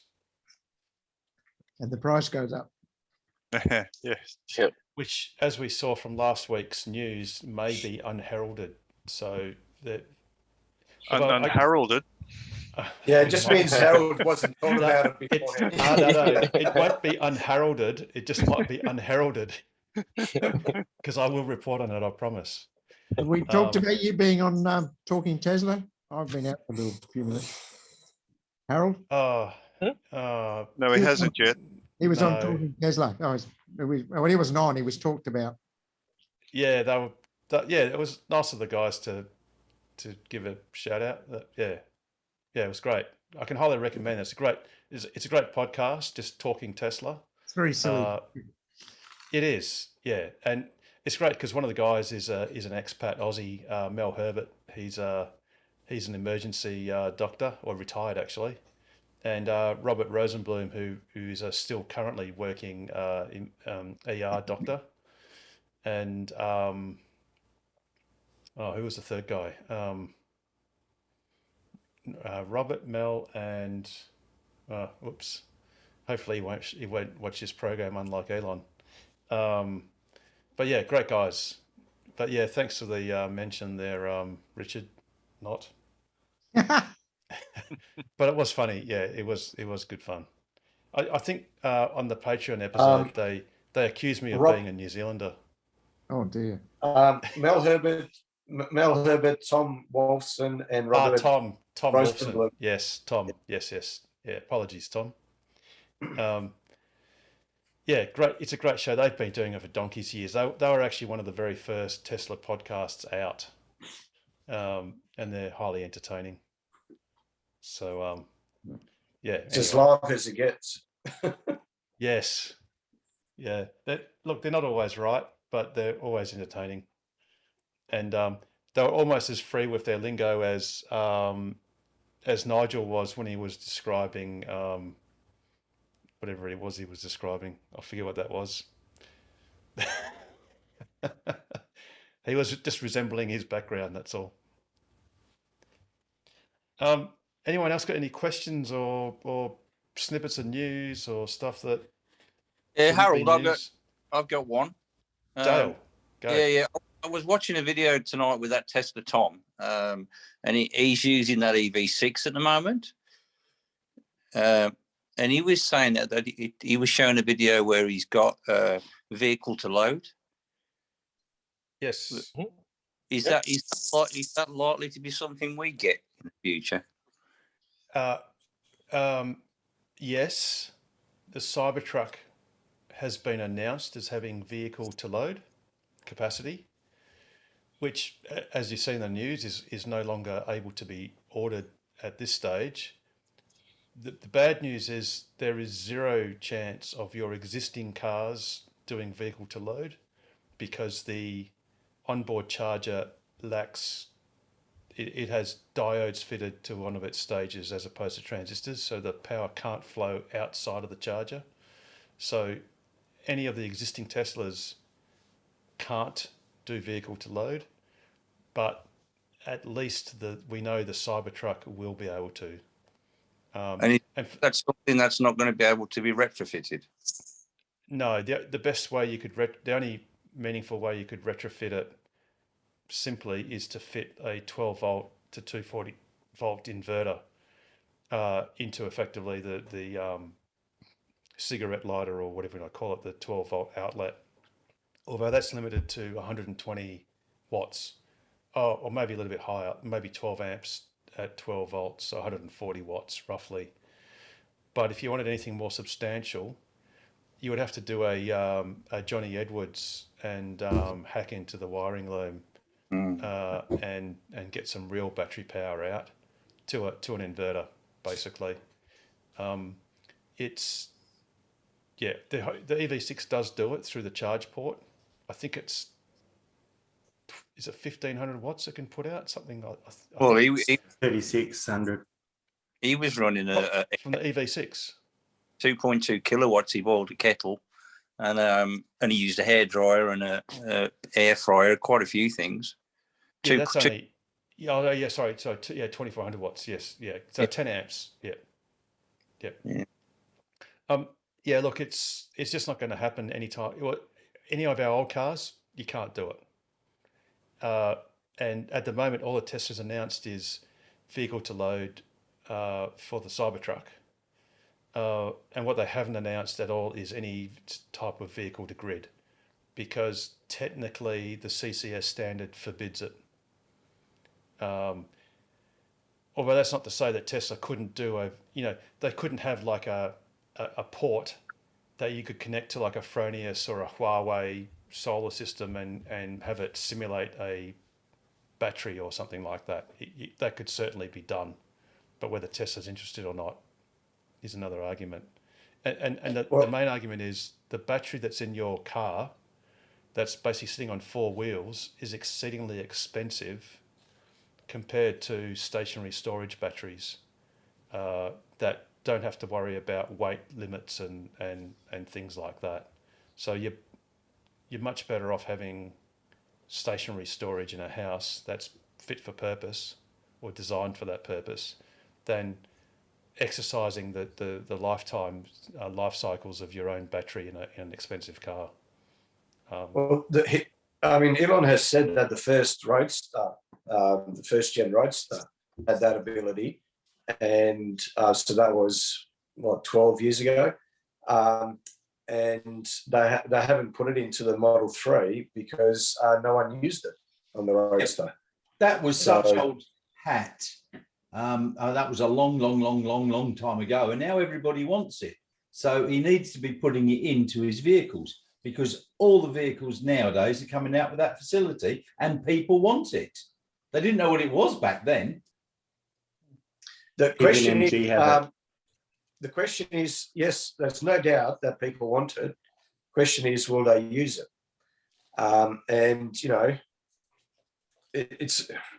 Well, obviously that there's a use for it with the Cybertruck.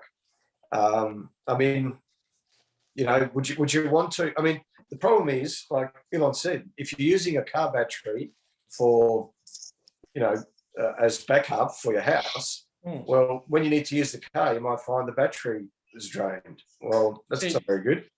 No. Your car isn't always at the house when you need it. So what if the power goes out of your house when you've driven off somewhere and that you've left without a battery backup? Well, you're not there to worry about it, are you, Harold? Yeah, but your fridge is gone. I've got batteries at home, so that keeps the fridge going. Yep. But I'd still like to be able to use that facility. Well, the Cybertruck that I trust you've ordered, Nigel.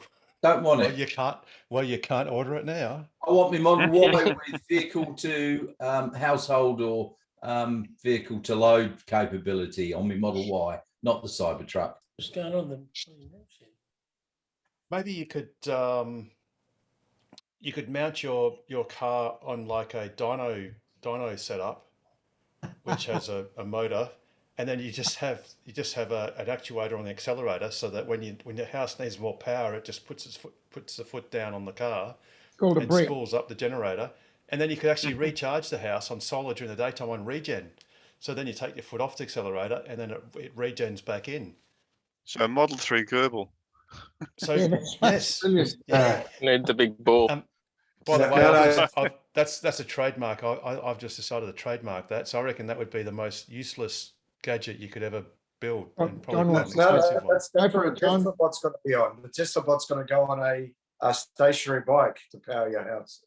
Go on, John. You've got all the answers, mate.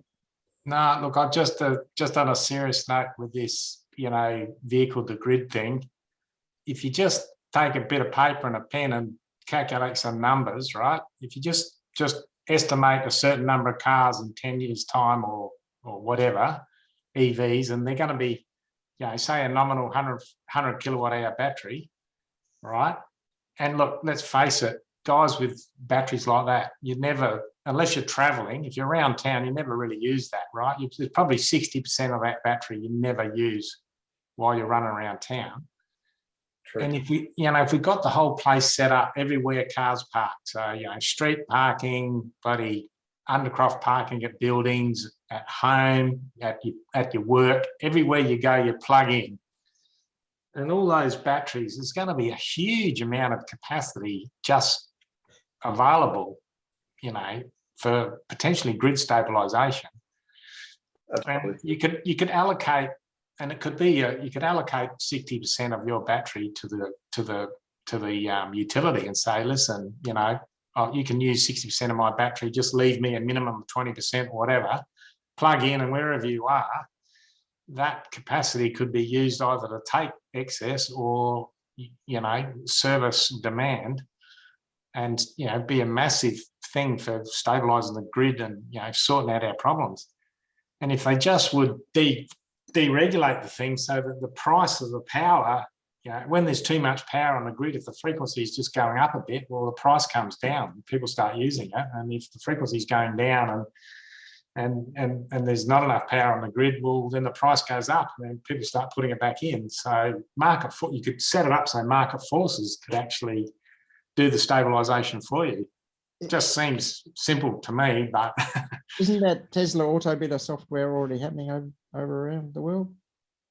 Well, in fact, it's even happening in Australia with their virtual power plant in South Australia, New South Wales, Victoria, and parts of southern Queensland, I think, where they're using part of your power wall. And they guarantee that your power wall will only go through a maximum of 5 discharge cycles or charge-discharge cycles in total in a year. But I guess the presumption is in the times they may hammer it, it's very valuable to the system. So therefore you get a reward for being in part of that scheme. But John, you're right. I mean, the cars... Look how many kilowatt hours there are sitting doing nothing on this call. Absolutely. Yes. Well, I'm using some in mine.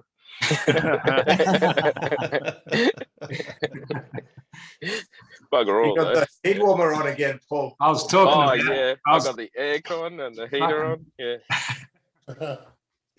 Got a bit of romance in the background, Paul, have you? Have you got your new seats, Paul? I'm by myself. Imagine if you added the kilowatt hours to brain power. I mean, that'd just be huge. Look, I look pretty calm here, John, but I'm expending many kilowatts in my little brain to rub those cells together. Yeah, fucking hell. Oh dear. But yeah, you're right. I mean, look, you're dead right, and I think vehicle to grid is the wet dream of most of the energy providers, because that solves their big problem. It's not necessarily good for us. I mean, for us, we'd be better off just getting cheaper battery storage and using that. But then one good thing is EVs don't have to provide power to be useful to the grid. If they can just absorb it when there's too much of it, or stop absorbing it when there's not enough of it. Yeah, same thing. And that's the same thing. If you can stop drawing power, that's the same as generating power. So, and as you say, John, I mean, your battery doesn't have to be 100% all day, every day. You can fluctuate, and you can charge a car 10 times a day in little bits if you need to, or just once in a long run. So yeah, that's where technology comes to the fore. We've already had a program, like a demand response program on the Swiss for a while, for a few years, where you could get paid for your power basically being feathered down. But you would hardly ever get called upon to do so. But whether you got called upon to do so or not, you'd still get the fees for being at the ready if needed. And the thing is, look, if you're retirees or you've got a home office or something, or you work from home, doing things like charging a car during the daytime is easy. But the challenge is to get a lot of AC chargers out in workplaces, in car parks. Yeah. And have them connected to the internet. Or actually, you can sort of skip the internet process and have the car, like all the Teslas can be controlled remotely, effectively, using the API. So there'll be huge benefits. Look, it could be toward, in a decade or so, connecting to the grid may be just a connection fee as a service, and the electricity itself is actually free on the proviso that you've got solar panels at home and you've got an EV as well. And it just all gets zeroed out. Whatever you're producing at home goes into the pool. And as long as you're sort of consuming less or the same as what you're producing, then all you're paying is a small service fee, an access fee. A bit like phones. Phones used to pay 25 cents per text message, 30 years ago, which was crazy. Now you don't even pay for phone calls. You just pay for an access fee. Yeah, the same may come to the grid, where the actual cost of electricity is meaningless. It's just the means of getting it from A to B, and maybe storage. Yeah, keeping it I think local. eventually. Sorry, go. I was just suggesting if you can keep it local, of course, that means you can do with less upgrades to the power poles. That's sort of happening now. I've got a couple of batteries, and I don't draw much power at all. I haven't got as big as some, but some cloudy days, I sometimes have to get a few kilowatts off the grid, but otherwise I end up running my car and the house and everything. It's great. Yep. Go, Pete. Oh no, I was just saying that. I think eventually it's inevitable that the marginal cost of producing the next kilowatt hour of electricity is going to be next to nothing. Yeah, I think the biggest cost will now be storage. And that's just something they need to invest in. And if you invest wisely, it's going to be a great asset. Well, batteries are the answer, whether they're on 4 wheels or no wheels. They're the answer to the grid. There's no two buts about it. I did a few numbers on a big flywheel, right? And if you do some calculations, like you got to get the diameter fairly big because it's the square or cube of R. But if you get a 1 meter by 1 meter section toroid, all right, and make it 100 meters in diameter and spin it at 6,000 RPM. Oh my God. You do the calculations on that. That's a shitload of storage, right? Just don't want to be anywhere near it if it takes off. That's all. Work out how many G's are at the circumference, mate. Because you gotta. I didn't go into all the stresses and all that. I just assumed it wasn't going to blow apart. Well, I don't, because Aussie Invader, the rocket car's got wheels that are less than about a meter, and they're 10,000 G at top speed. Right. At the circumference. I worked out how to make it. Was just get some, that coiled steel, like 1 meter wide coiled steel, and just take it around on rollers, and then just keep going round and round and round till you got it, and just keep welding it on, add it on, keep going round and round like that till you've got 1 meter square section. Super glue it together, no problem. Spot weld it together, then balance it somehow. Really anyway. tough. Well, isn't that how Williams generate their power on their Formula One? I don't know if they've still got it, but they certainly had that and patented it. And one of the other car companies bought it off them, or used it as well under patent, I think. But that was their mentality, I think. Or, you know, when you get, what do they call it, when your rear wing stops holding you back? When it would open up. The curve, was it the The curve, that's what it is. Yeah. So kinetic Williams energy has got recovery that. system. Yeah, and evidently that's one of the best curves around. It's certainly quite good. You know, speaking of flywheels, I think Scott Manley there's a rocket company that actually intends to launch satellites by literally spinning them up in a flywheel and then in a vacuum and then releasing them. And it just goes tangential through like a frangible barrier that because the whole thing's in a vacuum, so it can spin up, and then it penetrates this membrane and then goes through the atmosphere at 20,000 k's an hour or 25 or whatever it is, you know, as like a dart. And I mean, the G-forces are just stupendous. But yeah, flywheels, they work. I think they had buses, John. They literally had buses that had a centrally mounted flywheel, mechanical flywheel with a linkage to get power from it. You know, it's pretty cool stuff. And you also got things like literally hanging weights. Gravitricity. Yes, that you just, a bit like hydroelectricity, you just raise a weight which gains potential energy, and then let it fall through a mechanism. Down an old mine shaft. Yes. Yep, exactly. Or you've got that that mine in the States somewhere, I think it was, where they got dump trucks, where they had to charge the dump truck once to get it up the hill, empty, and then Switzerland, and then every load it basically gains energy. So the idea is to have the truck depleted at the top of the hill, and then it fully regens. And when it gets to the bottom of the hill, they actually have to discharge the battery into the grid, and it's basically a gravity generator. And it works really well. Wouldn't work at Kalgoorlie. The hole's upside down. Yeah, well, that's the problem when you're at the bottom end of the world, isn't it? You've got to go to the northern hemisphere for that to work there, Richard. I think all their mines are upwards. Who knows? But yeah, it's a lot harder going uphill. All right. Anyone else got any other quirks, bits of news? There was an interesting article on, I think it was Channel 7 or something I watched the other night. An X5 BMW went up in flames, and it did a good job on it. There was nothing left at the end. And I was thinking, if that was an electric car, it would have made the head of the news. But it did make the news, which was something. But if it was an electric car, it would have been sort of condemned. Is it me, or in the last few weeks there hasn't been a week that's gone by that I haven't heard of a car fire? Like, I There's been a lot. It's, you know, there has, especially the last few weeks, couple of months. It seems like at least you at least get one a week at a minimum.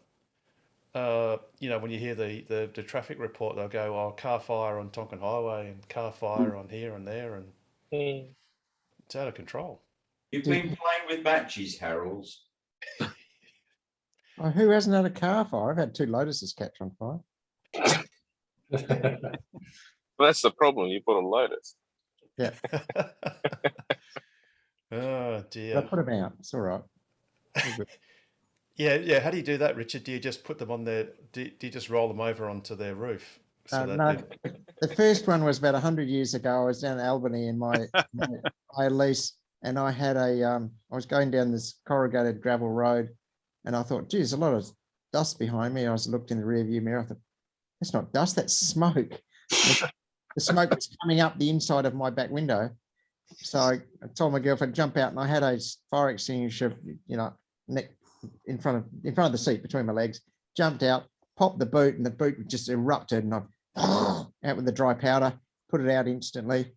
And what happened, I had a can of CRC in the back, and it hopped around, jumped, landed across the battery terminals, lit up.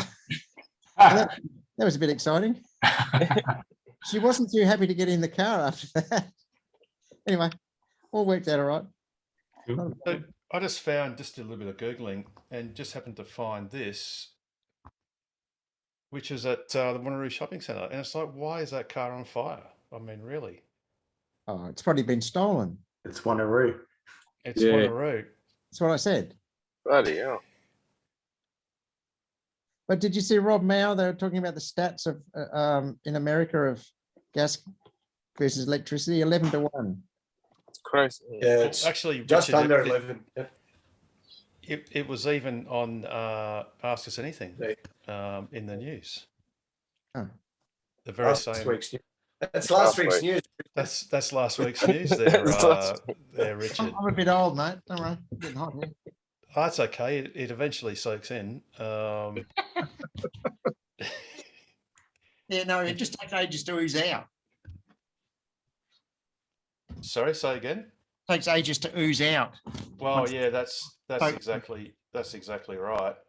In fact, I'm just going to do my best to try and find the Like little bit a of that full-time news, job actually. keeping up with all the Tesla stuff. It's out of control. I'm not going to exaggerate, but it takes much. I wish it took only 12 hours to do the news. It takes longer than that. It's pushing towards 20 hours these days. It's out of control. But it's you, worth need it. to, you need to speak more slowly then when you're presenting it. Anyway, it's Hey, a speaking of process. news, there was a little bit of policy news from across the ditch. New Zealand, $4.5 billion climate policy, $1.5 billion towards transport. So they're talking cash for clunkers. Yeah, quite fantastic. in stark contrast to Australia's federal non-EV policy. They do have an EV policy, Pete. It's to try and stop people buying them. Well, yeah. And they're Well- doing bloody well at it as well. I mean, what do you expect when you get a, climate skeptic as the environment minister? Well, I suggest that on Saturday, if not earlier, you should vote early and vote often. So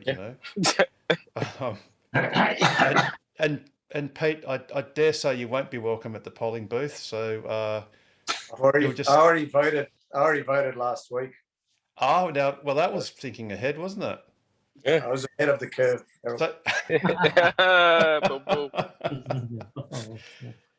So at first you were ahead of the curve, and then you've decided to join the curve. Yes, exactly. Yeah, unwillingly, and I tried everything possible to avoid it, but anyway, got me.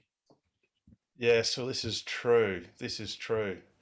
I did find a bit of news. It was actually the news article about Tesla's 2021 impact report published there, Richard. All right. So in that, I described that they said that, I think from memory, it was 50 billion versus 5 billion. Miles. No, Yeah, no, 50 it was 3 eight billion. cars per billion kilometers, because I translated it to Australian. Eight okay. cars per billion as opposed to 85 for eight Tesla fires per billion kilometers traveled compared to 85 Tesla fires. Gas fire. Ice fires. Ice car fires, per billion kilometers. Unstolen. Oh yes, that's right. That's not Not stolen. incidental fires. That's just standard. That's just driving along or whatever, and That's going- not doing a job and burning the car on a hit. Like, it's another 10, Exactly. 20 cars a week. In Sydney Well, at the there's a moment. number of truck fires as well, but they're mainly brake issues that cause those. But there's a lot of trucks go up. Yeah, And yeah. buses. Regen, can I help that? Did you see that hydrogen bus go off? That went off like a rocket. Oh no, I didn't see that one. You got him? Oh, that's a bit Is short Richard, notice. Richard Chapman, you there? Come in, Richard Chapman. Richard Chapman. Maybe he's having a nap. There he is. No, he's there. He's Yeah. sneaky. Yes. What do you want? What are you in witness protection, are you again? Hey? Oh, I've got the camera the wrong way around. Yeah, and it's upside down as well, you fucking muppet. What's going on, Chapman? I didn't see you on Saturday. I was disappointed. I thought you'd be I at know, the yeah. Well, racetrack. the $150 entrance was nothing, but the cost of the tyres was substantial. Oh, you so- could have just come on and had a look and watch Pete drive off the track. I've got a job in town now. I don't have time. Oh, there was two other red Model S's there, Richard. Yeah, See? There was. So you weren't needed. Yeah. Exactly. Am I ever? Well, I actually thought one of them was yours. I was like, oh, there's Richard. Oh, Yeah, I thought so too. Initially. Yeah, I thought, oh, this is Right, Richard. Fantastic. Nigel's Richard, there you- to spin it out on a corner. Well, Richard, you still were able missed. to ride to work on your Harley? Been I beg your pardon? hanging out with Are Jenny. you able to ride on your e-Harley still to work? I ride it every day to work and back, yes. You The do. train station. He rides it to the train station. He gets the train and then he 200 rides it metres away. home. He can do the 4 kilometres on the Harley. Bloody thing shut down on me on the way to work this morning. That was annoying. Oh, You had the same trouble the other week. Yes, I did. The software just says shutting. Well, it just says shutting down now. Oh, okay. No fault codes then. No, nothing you're going to tell me. I just do the turn it off and turn it on again thing, and happy days. There we go. But it's a Windows Harley, is it? Yeah. Well done. Well done, Cooper. Good man. Oh, someone's sharing a screen. That's Oh, me. yes. I just want to show Richard the Oh. red model. Yeah, yes. yeah, that we had a group. It of was an red- old red Yeah, campaign. Yeah, but the S doesn't have my That was group one. Bionic rims on. Nice. Yeah, that was group one. Lovely lines, the S, don't you reckon? Beautiful. Yeah. Yeah, it nice does. car. It is. Very nice I car. did find this hydrogen gas bus fire, and it looked a little bit like this.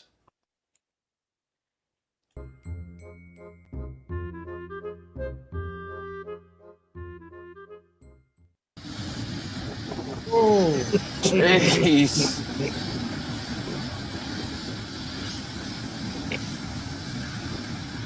so why the yellow flames? Because hydrogen burns colourless. It's not hot enough. But it's hot enough to kill. Harold, you reckon that will buff out? Yeah. Where's the marshmallows? Oh, these electric vehicles. That's hydrogen, much more dangerous. Yeah. Well, Perth had 2 hydrogen buses and they're both burnt, haven't they?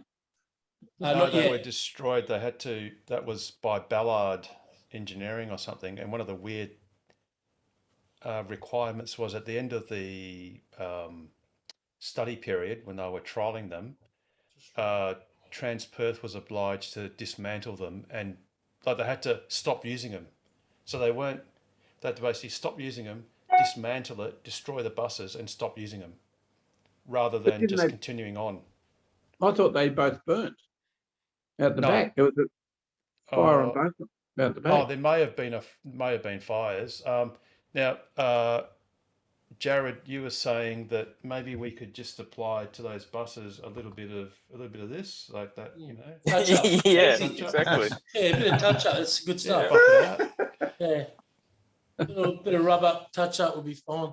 The good thing about a hydrogen bus, if they saved all the water that they make, they could use that to fire out. Oh, no. I think, Mr. Cooper, you've been hanging out the same men's shed as Nigel. You've been coming up with one-liners for days, you two. I'm not as angry as he is, but you know, whatever. Not as grumpy. So yeah, I think I keep telling you I'm not grumpy, all right? Your sign says that though. look, it's a lot more airy. It's a lot lighter and Oh, it's aerodynamic, man. Yeah, they've And the good improved on thing the about air a conditioning. Cybertruck, if a Cybertruck catches on fire, it won't look any different. They'll buff out, no problem at all. Fine, be fine. It's very aerodynamic. there you go. anything else that's been aerodynamic lately? Let me see. There's no other news that we had, I don't think, that was noteworthy. The share price went down. Is it time to go to bed now? Are we all going to pack up early? Yeah, I think I'm going to bed actually. That's never happened. Wow. Yeah. The share price is 747. It's down $14.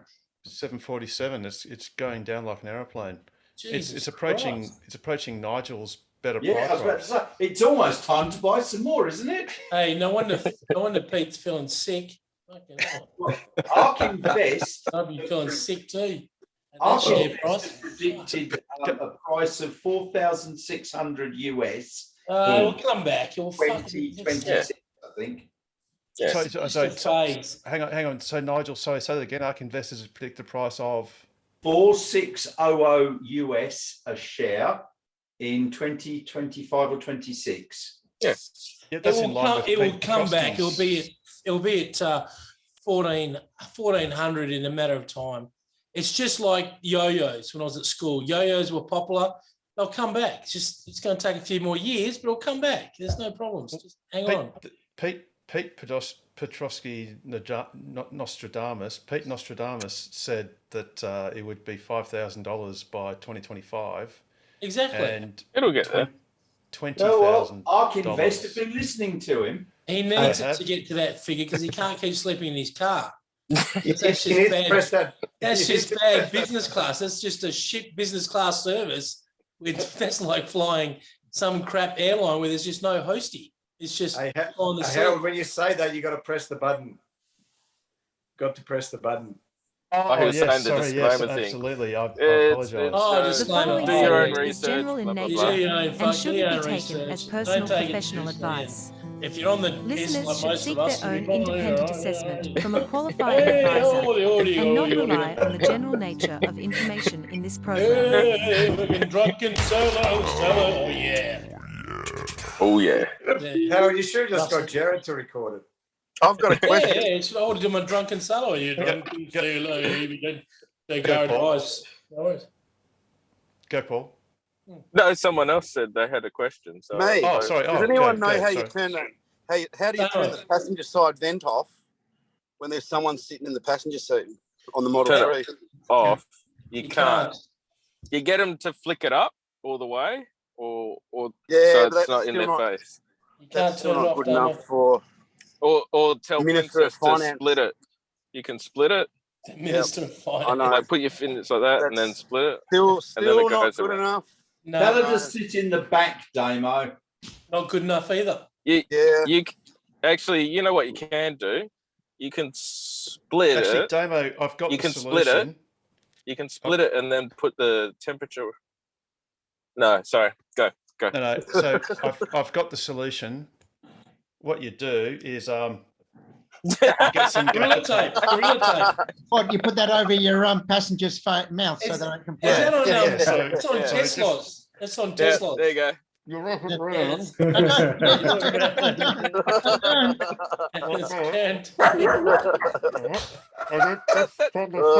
That's the same anti-nagging device as well. And you buy that on Teslas, in the women's section. Yeah, I was Yeah, about to do a for sale ad for my cons cable put it on the Tesla on the club page to sell, but I just plugged it in and it still works all right, so I'll keep it.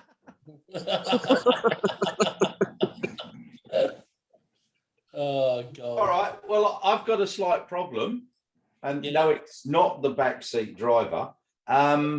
The hard drive for the Sentry mode, quite frequently, you get in the car and you're driving off, and you notice that you've got the red cross to say it's not working. So I have to unplug it and plug it back in. And I've tried different cables and different drives. It's the latest. Just I think it's the Damo latest. about that. It's giving me a shit, really. I think it's the latest update because it's the latest update because I had the same issues. Yeah, mine's been doing it as well. In the last few days, it seems to have fixed itself. So yeah. Hey, don't mind, It's fix not, it's itself. a and then guy, it's come there's a back again. little, there's a little Norwegian guy that works at Tesla in America. And his job is to basically write shit to annoy that crap out of you guys. And that's what he He's does. doing a bloody good job then. He Well, they is. did it. And then, you know, somebody repairs it. That's what they do. So go on, Pete, what were you saying to Damo about your coming back? Oh no, yeah, I had mine and it miraculously fixed itself. I didn't even reformat it or take it out or anything, just did it all itself on both cars. And then it came back again on both cars. So, and yeah, that was without a new firmware update as well. I was having to reformat it like every day, every time I got in the car. Yeah. So it was like Yeah. filling itself up when it's sitting in the garage all night or something. Like the stick was full, but now it seems to have fixed itself. Yeah, I had the same issues. And Yeah, if, that's- and another problem is, I Go get on. in, I sit down, my car's in easy entry. I put my foot on the brake and it starts to come up. I close the door, screen goes off, seat goes back to easy entry, then it starts coming back up to my setting and the screen comes on. That's a new one, but no, on my car, it'll probably happen to me tomorrow, Nige. Okay, sorry, Damo, I've jinxed you. But that's happening quite frequently, more often than not. So it seems to, you know, you close the door and it's powering down, and then it powers back up again because the screen goes off. That's weird. It sounds like a seat sensor faulty. I can't see how it can't miss me sitting on it. Get off! It's probably going, get off!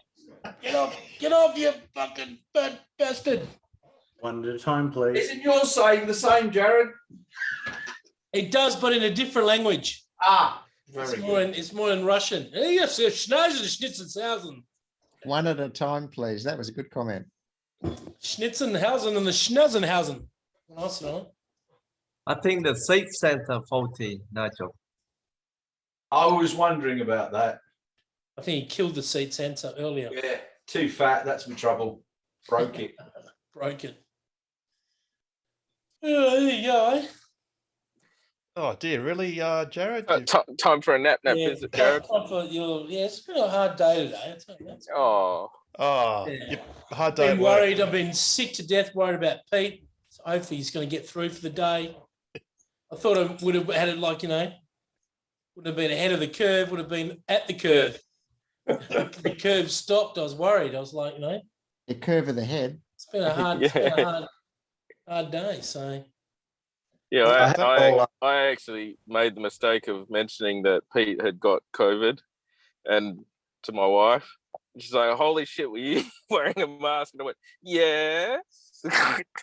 but you weren't, Paul. What are you talking about? I know. Was it a pretend mask? But see, I was ahead of the curve again. I was wearing a mask. Yeah, I said you were wearing a mask, so Before I even knew about it. I better That's not because get it. that's because you had bad breath, though. That was another reason that you had that pizza the night before. You had bad breath. That's why you're wearing the mask. Too much Yeah, garlic. it's that garlic breath. It was the garlic breath that was throwing that one out there. So yeah, you could have affected all of us, Pete. Yeah. Yeah. Well, yeah, I'm a bit pissed off because I've been trying to catch it for weeks because I'm going away in a few weeks. Now I'm going, I don't want to catch it, so I'm masking up. I think that's the only way to. I mean, so you're I running went- hot and cold on masks there, Nigel. One day you don't mate. want them, and the other day you want them. Yeah, I went to because it's under 2 weeks before I go away. I went to Subway today, and I was the only one wearing masks.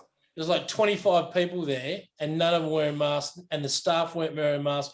I was the only one wearing a mask. I'm thinking, wonder why we're getting to 25,000 people next week. You know?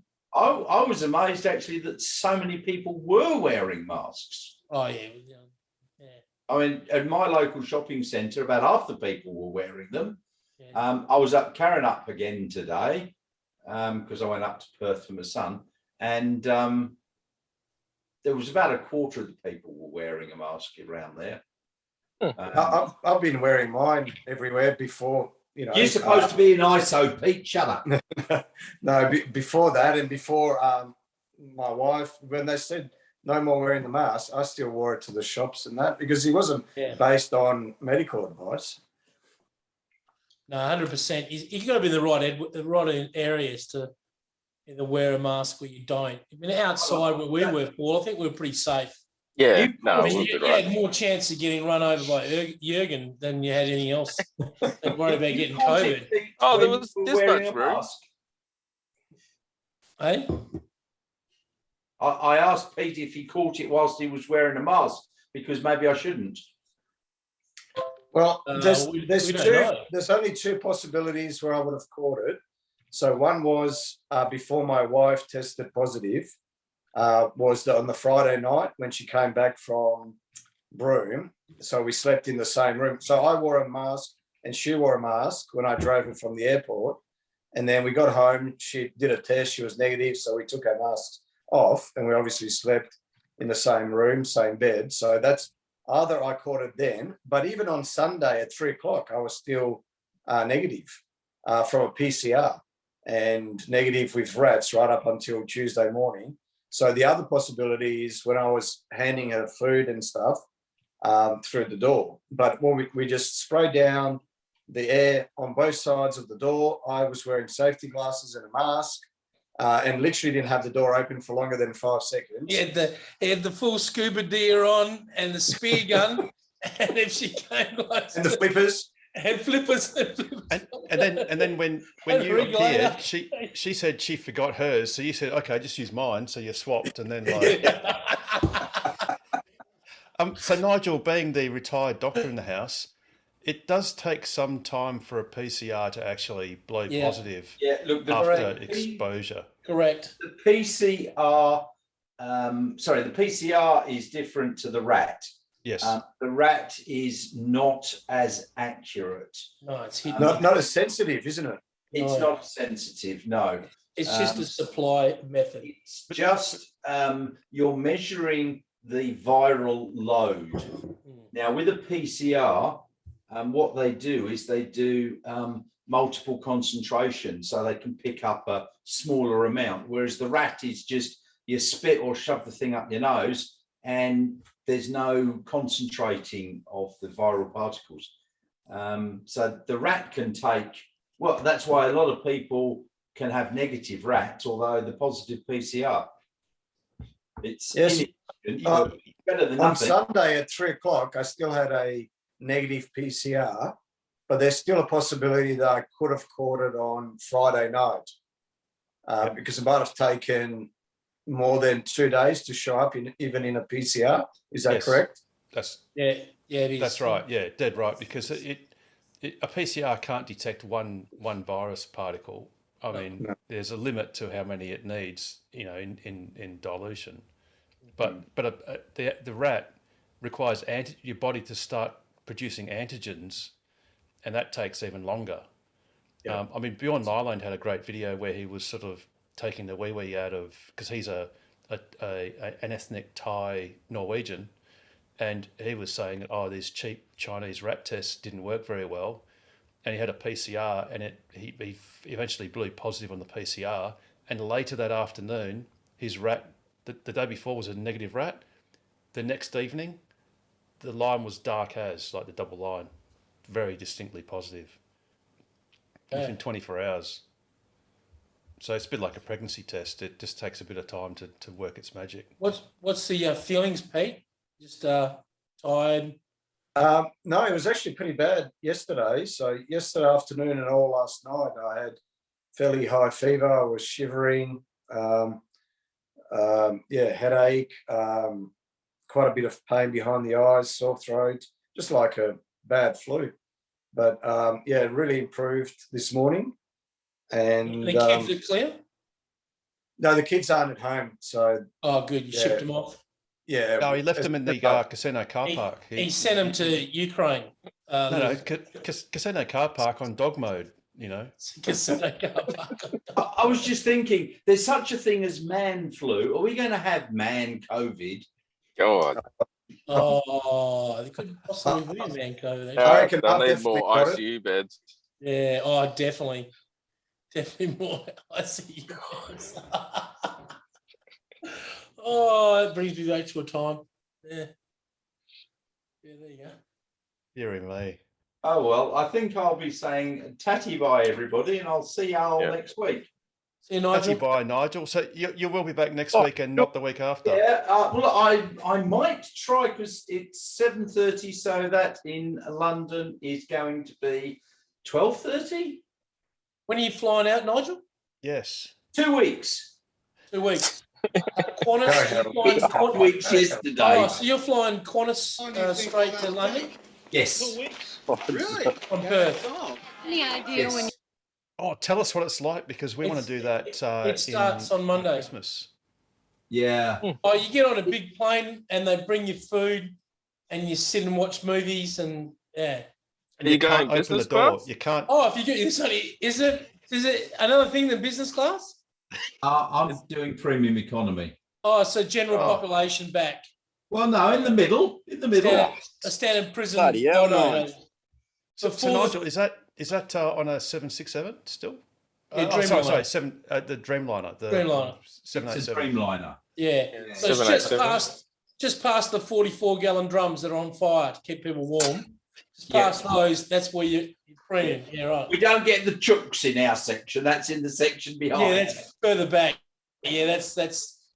I don't get that's cargo. Don't go down that way. It's really... Well, I hope you do. Look, it'd be awesome for you to report. Are you in the UK for long? Like, I'm there for about 6 days. Then we move to Gibraltar and Spain and Europe and driving around.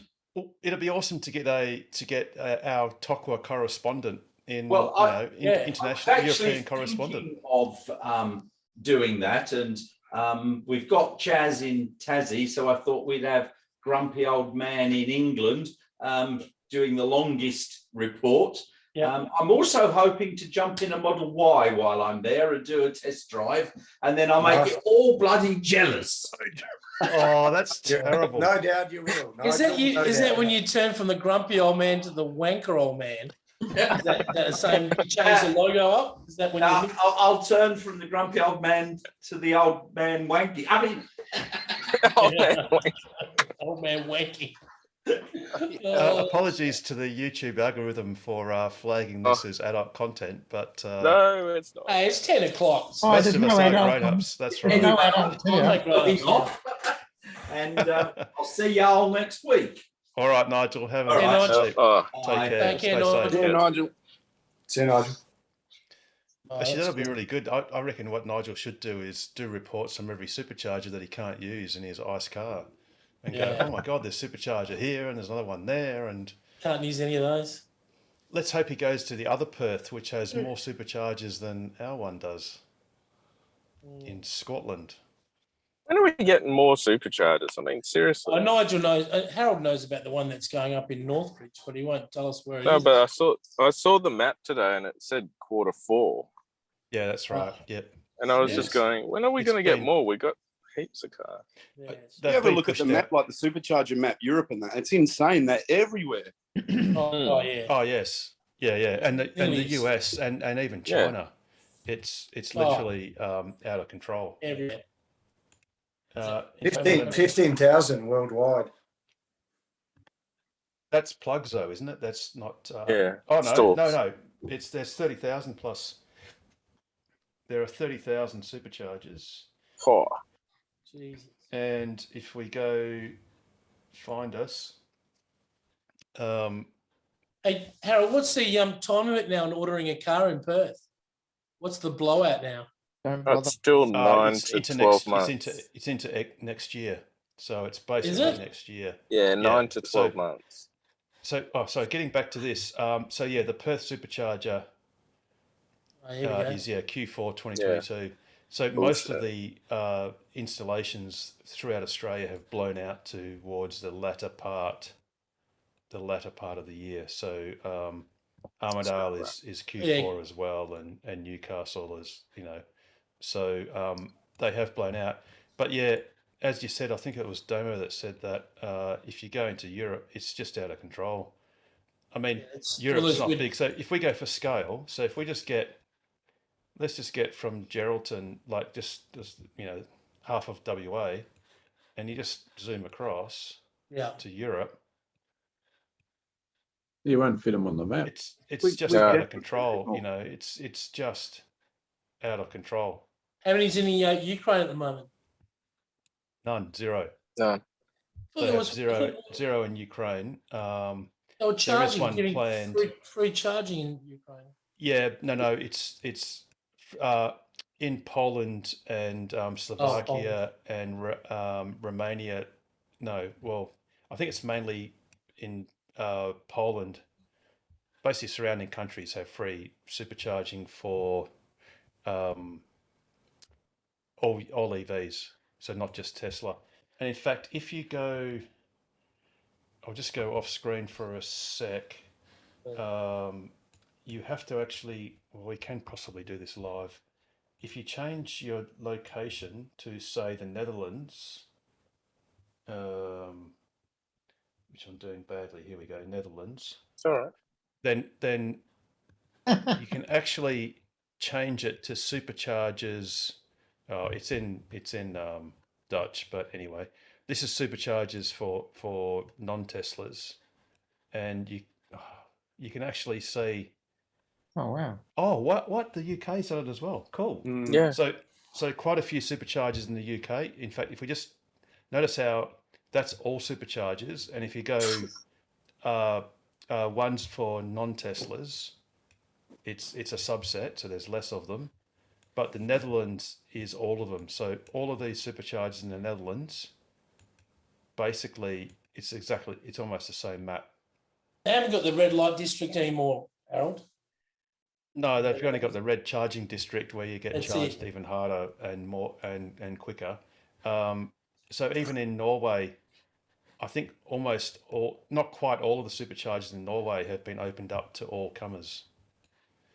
And there's no doubt that will come to Australia too, in the fullness of time. Well, the red light district. Well, I think that's been in Australia since Australia was Go to discovered, tell Gully, but- Jared, it's already there. Not like the Norway, not like the Netherlands, that's for sure. Not like Netherlands, no. Oh, But definitely. so that will come, and the good thing about that is that Tesla will then get the opportunity to utilize more of their infrastructure because they Oh, get like the high roadway. utilization. Because if you Yeah. go to Karen Up shops, the only Teslas that are charging are those that are charging on the free Type 2 destination charges or the Type 2, AC. So you better get chargers. like an Autobot to carry your shopping to your car. Well, that's something that's going to be discussed at Tesla's AI Day 2 on the 19th of August, following the general meeting on the 4th of August. So, details will be coming soon. Tesla Bot, and as we discussed earlier, we'll have Tesla Bot on a energy generating push bike so that you can generate power for your house at night time. Like it. I've actually hit a bit of a milestone, Like, I very rarely charge my car at home anymore. I reckon in the last 3 months, I've put probably 30 units in at home. So this car has cost me in the last 3 months, what's that, 30 units, about $7, about $8 to run. It's amazing. Yeah, but Damo, in that same time, you used to have golden locks of hair, and now you've got as much hair as I do, mate. So you gotta stop pulling it out, mate. That $8 wouldn't even get you 2 chocolate bars in BP. It'll get me 4 litres of fuel at the servo. That's it. What's fuel, Damo? What's that stuff? That sounds 4 litres dangerous. of fuel. Is that something you sniff in Kununurra? I don't know, mate. I don't know. No, they're on the paint, aren't they? Yes, it's definitely the paint now, that's for sure. Or the Rexona, but Rexona, yeah. So yeah, but anyway, but yeah. So what were you? Someone was asking about delivery time frames. Yes. Yeah, me. That was me. Yeah, Jared. Yeah, 9 to 12 months.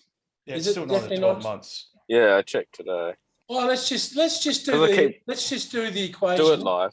Yeah, do it Actually, live, let's- and we've got let's Harold's do- credit card, and we'll order Now- one. Let's order one. Now let's Get do put a Harold's credit live. card. You see, now you know what we should do. I reckon we should quite regularly do Ask Us Anythings, not just on the Wednesday. Sorry, I'll go off screen. I reckon we shouldn't just do it at this time slot. I reckon we should do it at random time slots, just so we can go in. You just want us to And- be there at 3:59 in the morning when No, you're I going want to you turn to- off that. When you're going to turn that guy's power off, you just want us to be there as well. to be No, no, sharing I- that I want you to be responsibility. there because one day, sometime in the future, we'll be able to go tesla.com/ENAU, and then we'll be able to click on Model Y. And then as it loads, it won't just say stay updated. It'll go I order looked now. up. I Now- looked now, up that listen, stay wouldn't that- updated. hang I on, looked but it up, wouldn't- Harold. But wouldn't that And be in amazing? German, stay updated means good luck, and which is basically translated to good luck. So you don't no, stay but- updated is not a good sign. It's but also in- known in Germany as a Fichtenschneisen, which is like the Schweineschnitzel and the Preisenhausen and the Schneisenwitzel. So So- it's not good. Stay updated. Du bist deppert, and that's for our German-speaking friends. Du bist sehr deppert. And you can translate it on Google Translate later on. So Is that chips and mayonnaise? I just want to be able to share it live. No. Imagine Yeah, looking we've at got Model 3 order now. That's awesome. Yeah. We're on the Australian website. Yep. And then imagine just clicking on Model Y Yep. and seeing stay updated, and then you Yes. just keep hitting refresh. Piston in And the you just arse keep and hitting it schnauzer. live, and imagine if it live, it just turns to order now. Well, that's Harold, what Harold, Tesla reckon basically does every day. The problem doesn't is, Harold, you do that and you'd have a heart attack and fucking drop on the floor. You'd be so excited, you'd fucking lose No, it. what would happen is it wouldn't make good recording because as soon as that happens, Everyone's I'd off go ordering. silent and go, Yeah. holy shit, I've got to put the order in. And I'd be like focused on just order. And I already know the two cars I need. I've worked it out. I need a blue and white. So it's blue exterior, white Good interior combination. Good combination. performance. Oh, yeah. Good And then a combination. white on white performance. Job done. Nice. Poverty Pearl what? Oh yes, Poverty Pearl White Performance Model Y. Because obviously Nice. they've had rumours that the only two models available, according to the Driven and others, is I think it was the standard range and the performance. And my wife insists on getting insists on getting a long range. But if Tesla don't have a long range, we'll just have to get You have to get performance. upgraded to the performance. Oh, 100%. Once you So, get performance, you have to go back. So if we did it live, which it's possible that one day it's going to happen, and we really should do more intermediate episodes just for that sake. Even if we just don't even bother putting it on YouTube, we just record it every now and then, just in case, and just to See get what that happens. reaction of we all just eyes open, going, "Holy shit!" It's actually And then, happened. then we should, before we do that, we should all learn how to do CPR. Yeah, just to have a look at it. Have a Online. portable shock system. So if Harold does get We his just need car, to like, plug clear, to plug in Clear. the ear or something. we can zap him. Get the Hey, 12 hey, volt Jared, back. Jared, that actually reminds me, you might have seen it. So this is a documentary going back a while ago while Michael Jackson was still alive. And they were following this girl in Europe somewhere. And she was a huge Michael Jackson fan, but she's never seen him in real life. Oh, yeah. And they followed her saving up. I don't know where she was, Bulgaria or Romania or somewhere. And she spent like years saving up for the train tickets and for the money. And, he's announced his tour. So, she was beside herself. And then, she's booked the ticket and then she pitched a tent like, a day and a half earlier so that she could be one of the first ones that opened the gates like 5 hours before the concert. So she was right there, right on the, basically touching the stage. She was there for 5 hours. It was a really hot day. And then, the lights dimmed and everything. And she starts getting really, really excited. And a person came out and she was getting so excited she fainted. And they had to carry her off. I've actually seen that. Seen that It many turned out it times. wasn't even Michael Jackson. He was just one of the crew that came. One of the crew going on to check a mic or something or move something. Yeah, they would have exactly. So that will be Good us. shoot. We'll be hanging out. We'll have, all Totally our excited. orders ready to go, and then we'll just pass out. 100%. 100%. That's like there's a black and white skit from presumably the 50s or before colour TV, where there's someone, they're in like a confined space, like they haven't got much headroom, and they're playing I think they roll a dice and they play they look at the dice and it comes up Yahtzee, and the guy like leaps up and goes Yahtzee, and then he hits his head and then passes out, and then he like comes to, he looks at the die and goes, oh, Yahtzee, and like does it over and over again. Anyway, we'd be a bit like that. We just wouldn't believe it, and then every now and then. Go on. I was just saying every now and then we'd probably then realise that we're on the American website, because that's one of the changes. That would be like the crew guy coming out. And they're cheaper over there too. I've seen people backstage at concerts where they've paid $400 to meet, I don't know, some artist, whether it was Gene Simmons or whatever, and they've actually got closely gone, they've just fainted, and they got like seriously got St. John's backstage just to grab the person, and because they've just got so emotionally excited they just lose all their their body fluids, and they drop down, and and I've seen it many times. Well, Jared, I nearly shut myself first time I met you. Well, that's what happens. I mean, people just get excited. They just, and the funny thing is, when you're hanging out near those kind of people, the artists and that, if you just talk to them normally, they're really just normal people. Like they're not all like that. They're actually, a lot of them are really cool, nice people. So if you start talking to them and stuttering and getting excited, and they get all funny, they get worried too, because they think you're going to do something crazy. So. At the risk of opening myself up, Comic-Con is the best place to go. See people get frantic about meeting their idols. Yeah. So, Jared, I've seen that as well. I've been to Comic-Con where they've Oh, done that. no, it's fun. See you, Paulie. See you, Paul. See you, Have Paul. a good time. Go, Carmen. Speaking of class and performance, Carmen, how you going? oh, hello. Hey. Hi, Jared.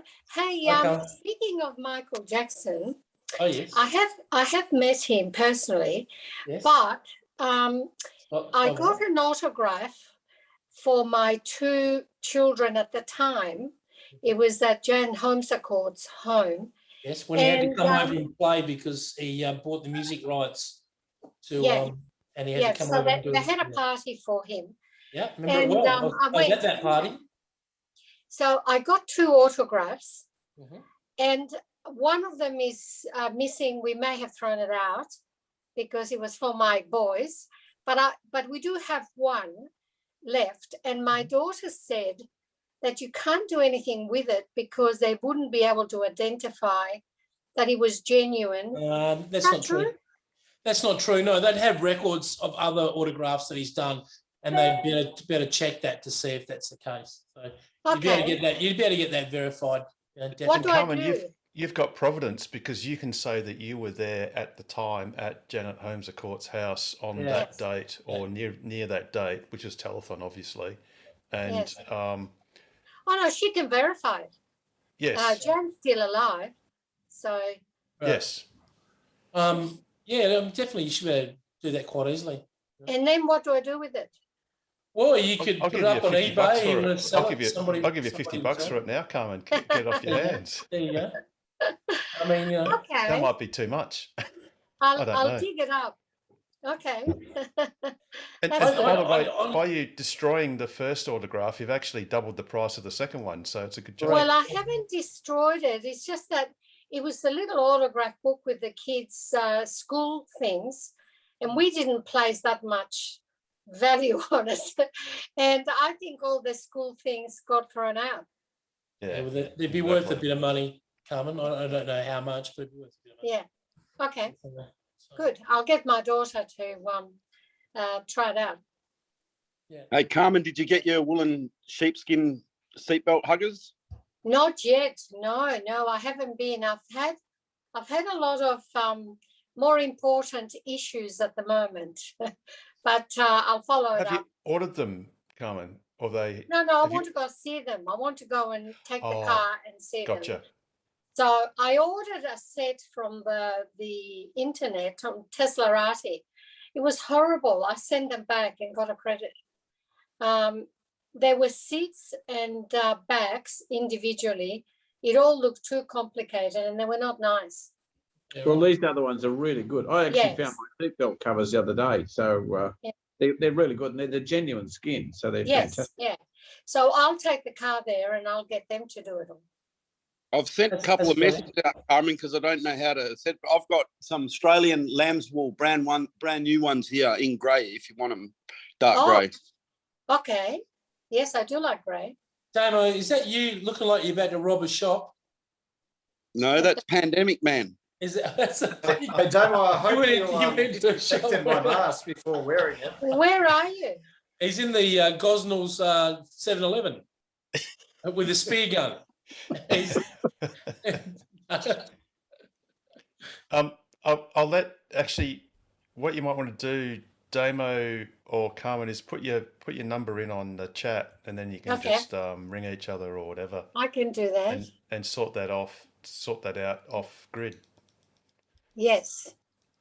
There you go. Someone took Okay. a photo of Pandemic Man actually going into the Seville Grove Coles, and he became Facebook famous.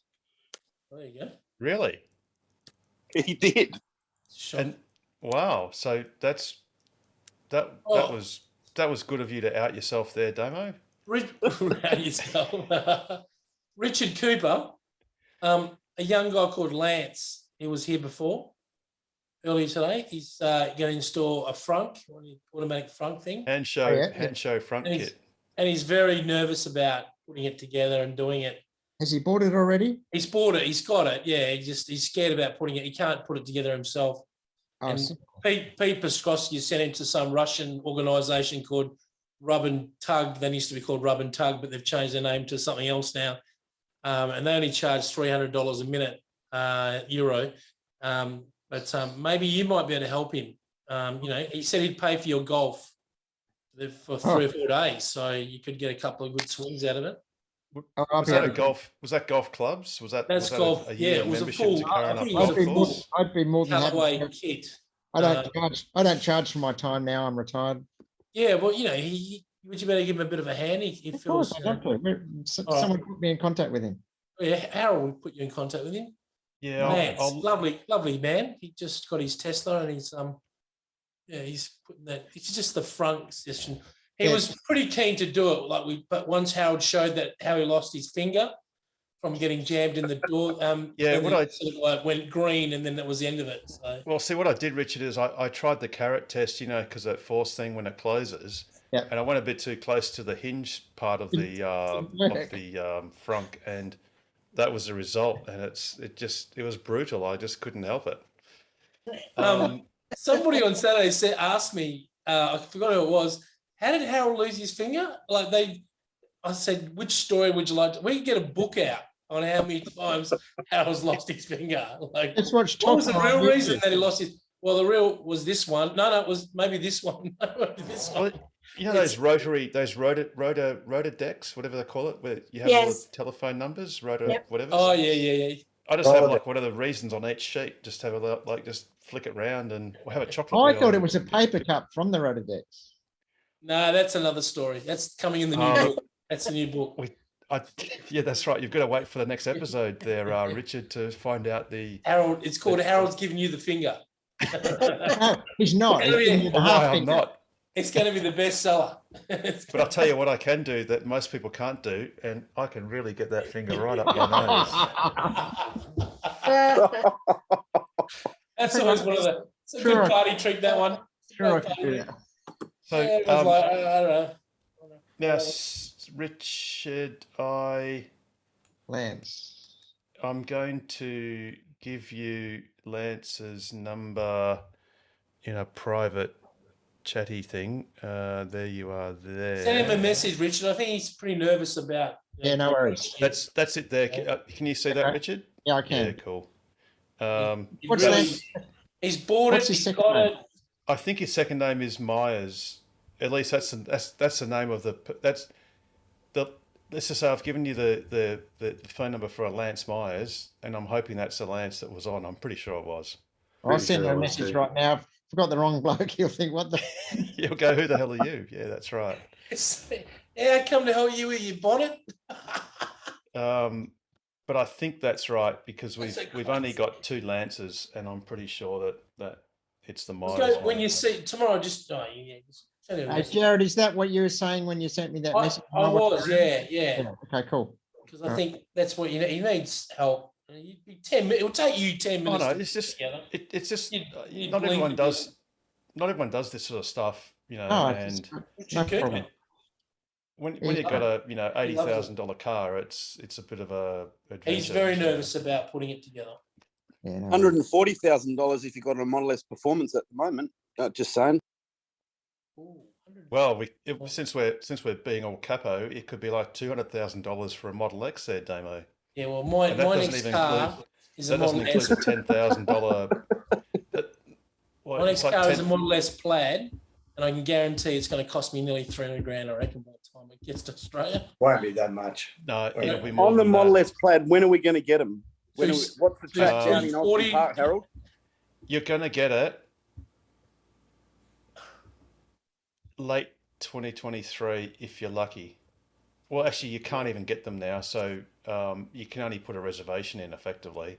But it would Pay the be $7 grand. at the end of next year at the earliest. Roger. And they'll just be in poverty white. Oh yeah, that's poverty pearl. Well, no, you'll get the multiple colours. I won't be able to now get the midlife crisis red. Nothing wrong with white, Jared. Oh no, I definitely like not. my white one. Oh no, there's nothing wrong with the white.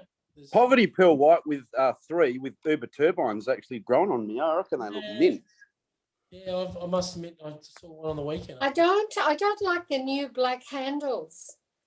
I prefer the chrome. You need to get the Richard Cooper handles, Carmen, the ones that light up. They're the Just ones get some chrome stickers off Carmen, Oh, mate. They're about off eBay, Carmen. They're about $2. Yeah, the one look the same.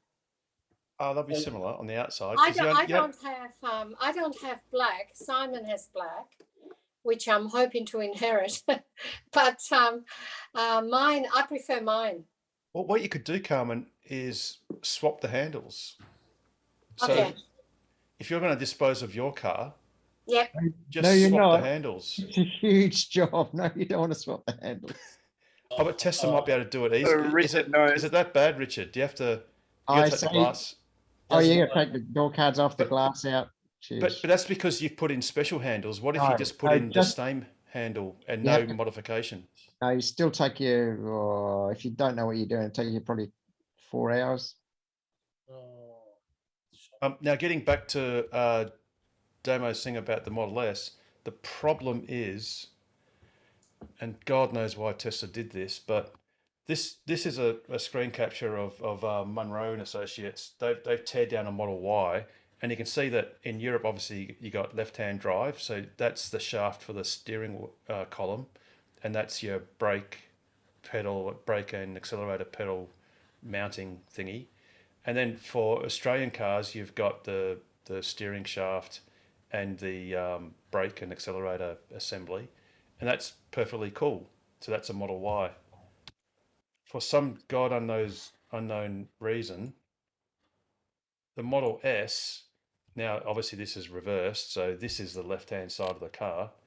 They've got the steering wheel shaft and the brake pedal and accelerator assembly, but on this side, it's not symmetrical, so there's no shaft for the steering wheel. And this is on a Plaid S that they tore down. So for Tesla to produce a Plaid S or an S, and the same thing will follow for an X, in Australia, or for right-hand drive markets, they've got to do a new stamping section rather than like in the Model Y, where they've got one stamp does all. Yeah.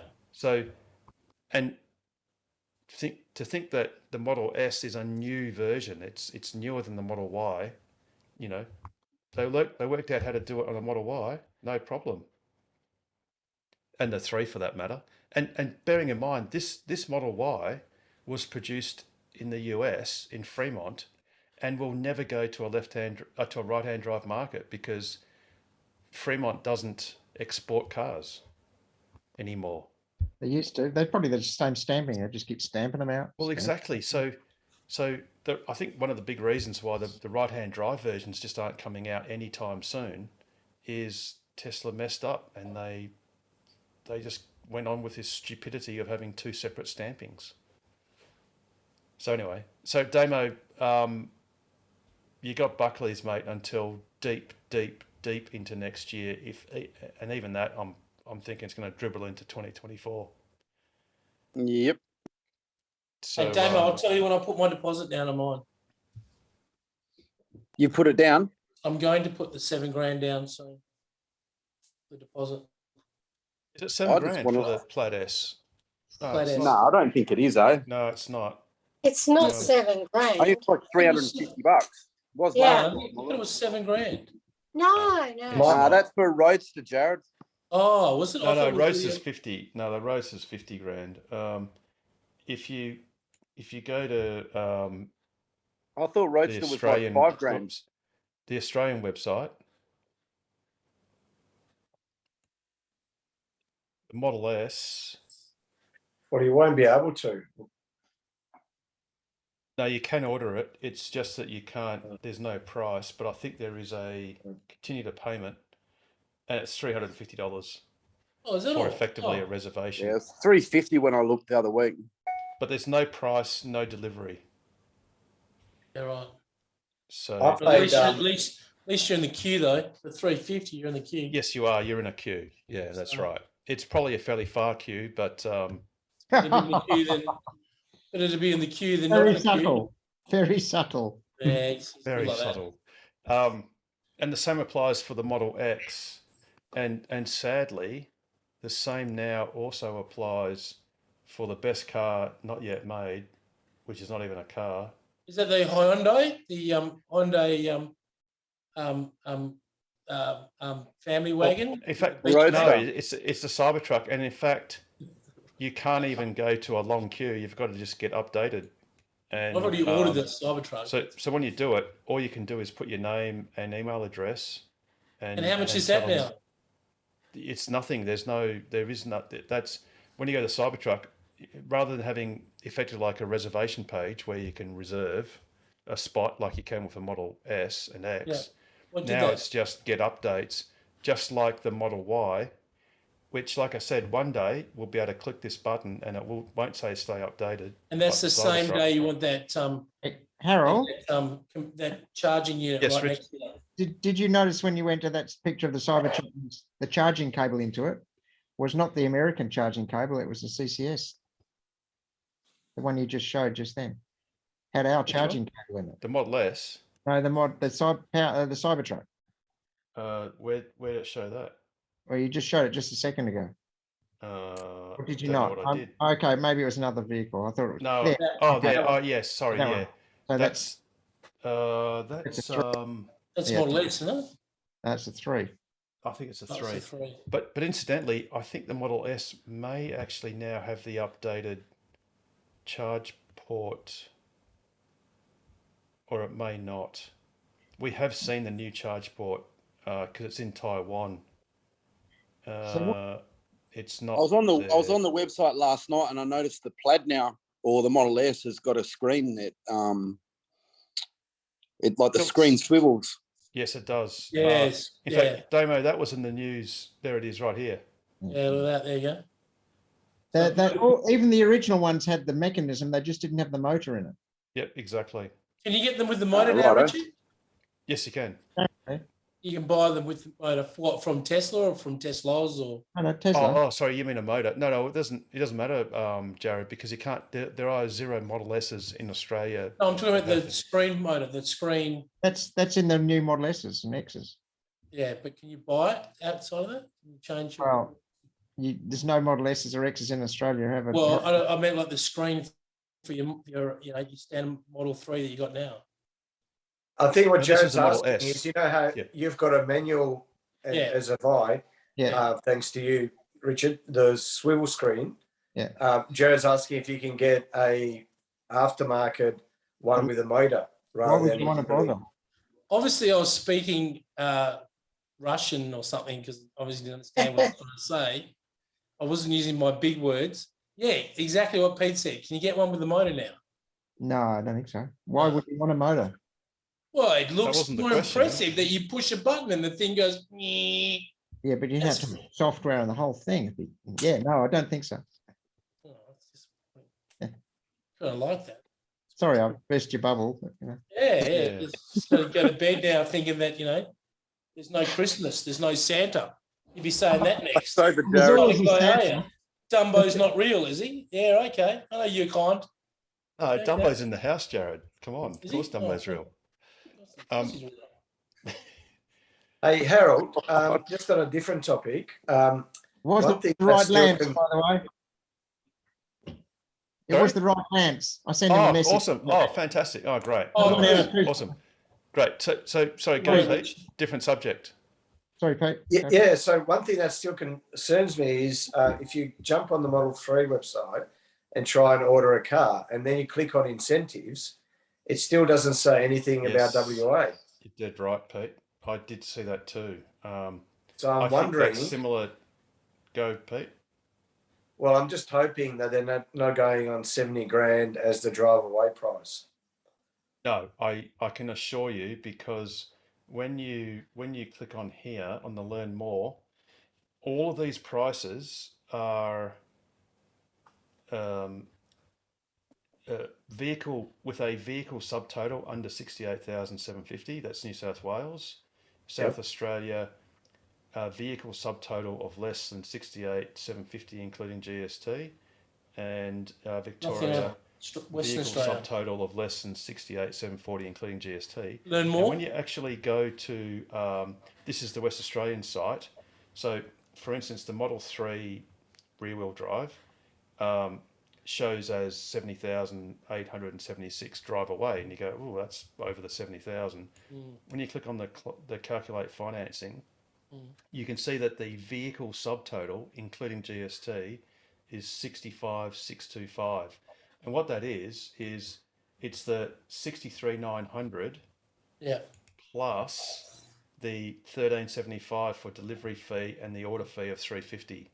So that makes up the vehicle subtotal. Now, I think there's literally zero chance of WA inventing some other definition of what a subtotal is, bearing in mind that the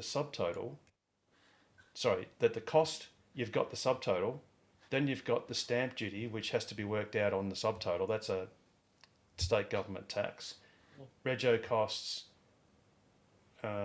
CTP, I can't remember what that is. I think that's Compulsory third party. Compulsory third party. Sorry, yes, that's part of your rego fee. Rego. Really. And you've got a local plate fee. So really, this is the on-roads. So, that's stuff that's done after the event. So it's really the subtotal, including GST. So that's some good news, Harold. So people can buy the car with the wheels. With and the still wheels. be under the, Well, with the it's wheels. funny So you say that, that's- because there was a time when dealers tried to get clever and offer cars without claiming that wheels were detachable accessories, and therefore artificially lowering the price. I think it was mainly for the luxury car tax threshold. Oh, yeah. And they were trying to claim that, well, a car is the body and the engine, and wheels are detachable.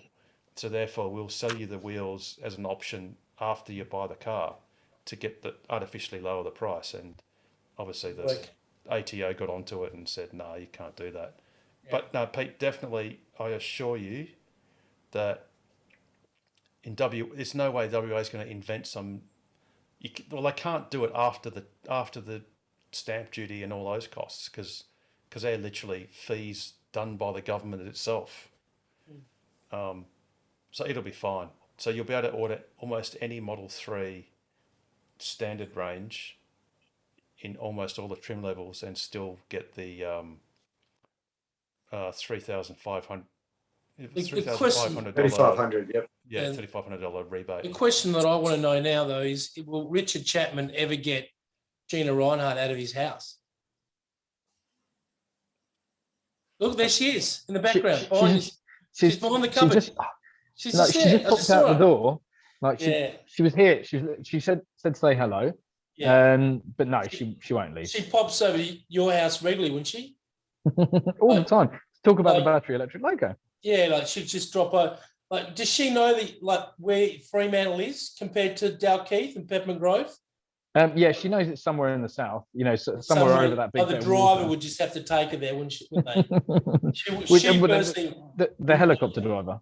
Oh, the helicopter driver. Yeah, of course. Mm. I think that Richard is very wisely being silent on his about his boss, as he ought to be. She's bought me a battery electric loco, so she's a hero. Yeah. What a train set, Richard! You always wanted a full size train set. None of this HO stuff. Or Exactly. NSTAR. And I've got Is one. this the same battery loco those at Bustleton Jetty that we've seen photos of recently? Yeah, I was look, Jared. You Any- have to give away all any- our secrets. Yeah. I'll find out. I didn't get that. Would you try again? Yeah. Toot. Yeah, here we go. Here we go. Look, she's very pro electric vehicles and solar panels. So It's good. It's good. Yeah, cool. respect. Just total respect. Total respect for you, Richard. Total respect. Lance, I teed up Richard Cooper for you, mate. To help you out. Yeah, thank you. I'm And actually just he's only going to do it for a we got Callaway golf clubs. A we, whole we got set. Richard to swipe right on Yeah. on your link, so it's like a marriage made in heaven, mate. it was a It's a perfect Tinder, Tinder, Tesla. Talk about- Oh, talk sorry, about I Tinder. didn't realise you had a poverty pearl white one, mate. I only Yeah. tried one. I know it's sad, isn't it? You can have a vinyl wrap before you get there, though, if you like. 95% of the population is the same color, but no, thank you very much. I really appreciate it. That's problem. fantastic. Easy job. Couple of hours done. Thanks, mate. That's There great. you go. All right. So you can just send donations to. Well, he only Patreon. takes cash because he's on. Lance, you just Oh got to no, join I've got his true currency in my messages now, so don't you worry about that. Oh, I was going to say you could just do a donation to patreon.com/Tokwa, but hey, we're already Hey, out you know of the what? loop I'll do there, that so- too. We brokered that deal. So. Harold, how many subscribers have we got now? Ooh. There we go. Both of Wait them- for it. Both of What them you are mean pretty in happy. Patreon? Yeah. Including Rob. Well, I can count them on this hand, which is in fact I Four don't and a even half. need my thumb. That's good. Actually, I don't even need. I can't even bend it. And I don't want you to read between the quotes. It's so funny. We've got just as many as we did 6 months ago.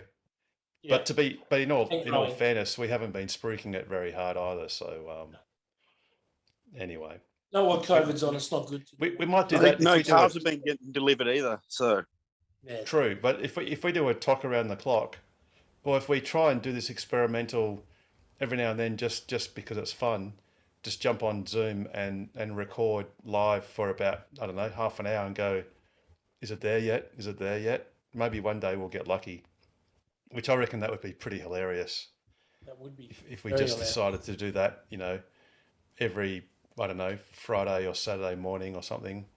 And Go live. well, Pete, when did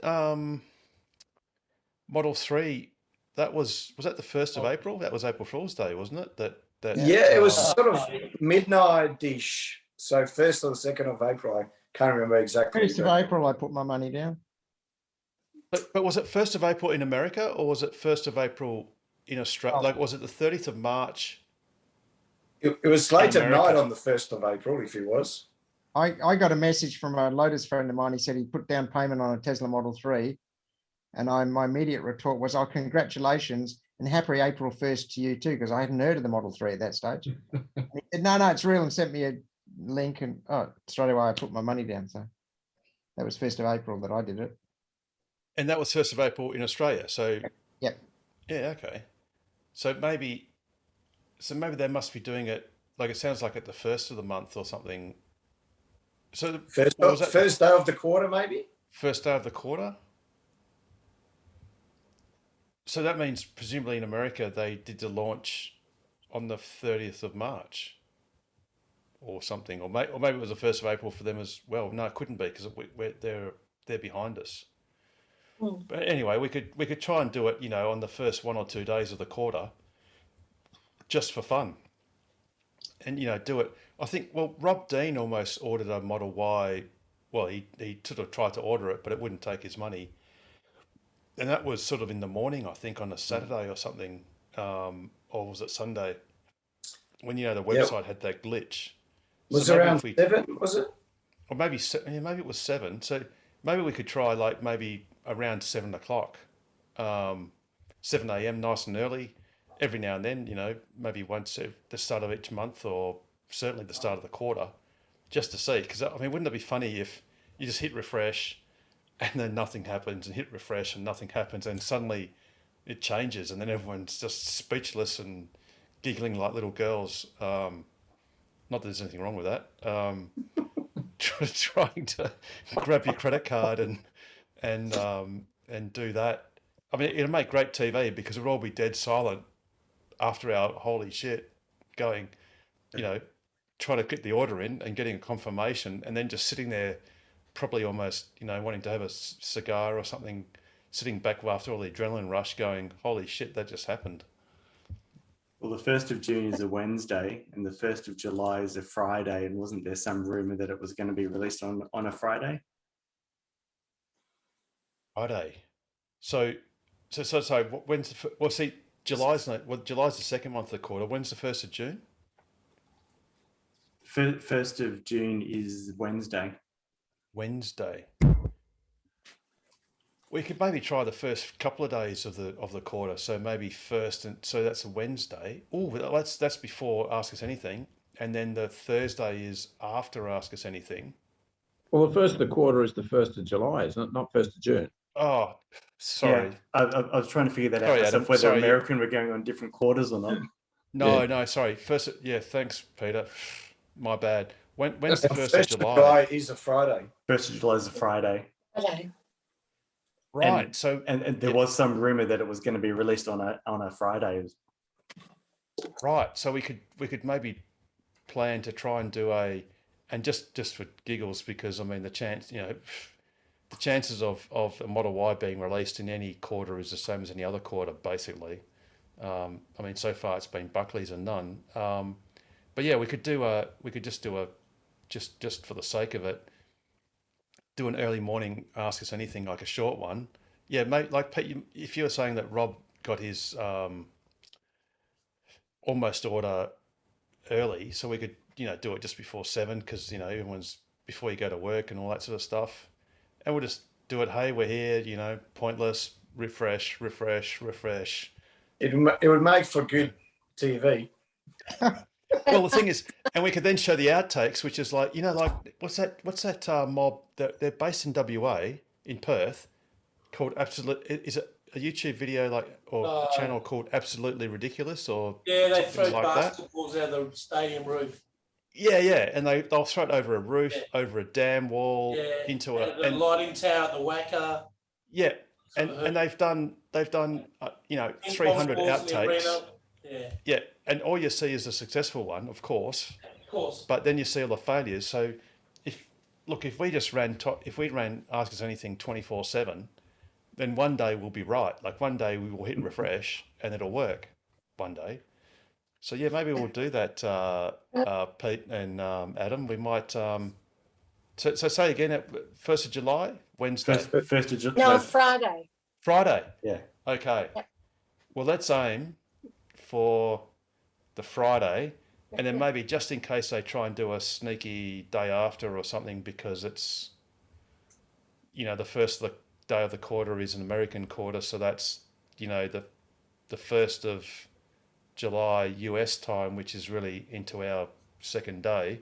So we could try and just for fun do a first and second day of the quarter special experimental Ask Us Anything. And all we need to, the only thing we want to ask is the Model Y available yet? Is it available yet? Is it available yet?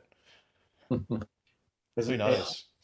Has anyone watched The Big Bang Theory, where the guys are trying to get the tickets for Comic-Con and they're there, refresh, and they just keep hitting the buttons for about 5 minutes? I've seen that. Yeah. Yeah, it's classic. Hey, Jared. Yes. Speaking of technology, Yes. What camera have you got that follows you when you go out the door, mate? I have a new monitor by Apple. The new monitor, it's called, I don't know, whatever it is, and it tracks you. So when you move left or right, the camera follows you. That's amazing. Yeah, it's a new. It's $3,000 monitor. It's bloody expensive. Yeah. But yeah, that's it's just a monitor with a. It's got a chip in board, so it's very intelligent for a monitor. So yeah, that's it. So you go to Apple and go. It's called a Studio. I have to look at it. Studio something or other. Harold will bring it up in a second. Really? Apple, Oh, okay. Apple Studio. I'm surprised you haven't done it already. I'm like, Jesus, what a segue. I'm Let's given just that I'm- he asks us a question. It's on Apple. So Jared, in the background on the monitor, Mac. are they all your security cameras on the monitor behind you? Yeah, correct. At home, yeah, correct. Yeah. There's 20, 25 cameras. That's what you need when you live in Armidale, Richard. That's Belmont. Belmont's it's what you need when you live in Belmont. Yeah, correct. When we Right, first so- moved to Belmont, it was kind of a thing, but they've only been handy to work out which dog dug the right hole and smacked the right dog. That's pretty much about it, really. That's good. That's Well, I think really I think thing. what Jared is doing is he's hell bent on immersing himself Studio display. in That's a it. in Got a the in name a of it. 5K dream. So The 5K dream. he just wants a 5K dream. It is. You could have a 6K dream, but that monitor's nearly 10,000. And he's got a 12 millipixel ultra wide camera. camera. That's it, 12 ultra. megapixel, obviously. So you have to go like this. And with a You center go like this. stage. Center stage. It works really well. It's very clever. So if you're really ugly, does it follow you as well? No, it has ugly mode, and you just click on that, and it will just stay locked off, and it'll draw a mo, and you'll see you look a Mexican, and then your name changes to Juan I think- Rancho. Juan. Juan in my. Have you seen my chili cabala? That reminds me of the Spanish fireman that had twin boys. He called one Jose and the other one Jose. So Champagne comedy tonight. But that's because you don't say it properly. On the It's Jose. champagne. yes, It's not Jose. A, it's Jose. Jose. Yes, it's an E. It's an E. Yeah, that's Jose. exactly right. Jose. Yeah, and it's Yeah. not H. It's J. It's No, J. people wrongly say Swash. Josie when it's Jose. Oh, okay. Oh, really? Because because of the J, because J is the Y. It's Huh. the H, the H. That's yeah. Yeah. It's like But Javier. Javier. Yes. Javier. But yeah, I like the monitor, Richard. Answer your question. So Yeah. what do you do with the monitor? Nothing. He just stands and sits. Monitor box, this box, it transmits the picture to the big screen on the TV, and the big picture, and you see things like magic stuff. Oh, look, it's Do got you stereo connect it- speakers. Can you connect it Got to speakers the on it, laptop? yeah. Sorry, yeah, I've got a laptop. Yes. So do you connect it to the laptop? This is the laptop. This Yeah. is the Yeah, new I've got a Mac. Mac Pro. Oh, this is the new Mac Pro. You know, Oh, I've got the old Mac this Pro. is this is the new one. You can tell because they embroidered the bottom. Put They Mac what? Pro on the bottom. They put Mac Pro on the bottom. See, look, see that? Oh. Oh, mine doesn't have Mac Pro. on the Yeah, bottom. well, see, that's $7,000. That's a lot. What's mine got? Mine's just like It's a got a Yeah, large mine- cup of Go Get. I think it says Go Get. We're having a Mac off. We're having a mac and cheese. My thing on. daughter's new iPad has got that camera that follows you, and I tell her all the Yeah. time, "Don't come walking near me, eh?" Yeah, zooms around. But the last time I went to Apple, they didn't have monitors to connect to laptops.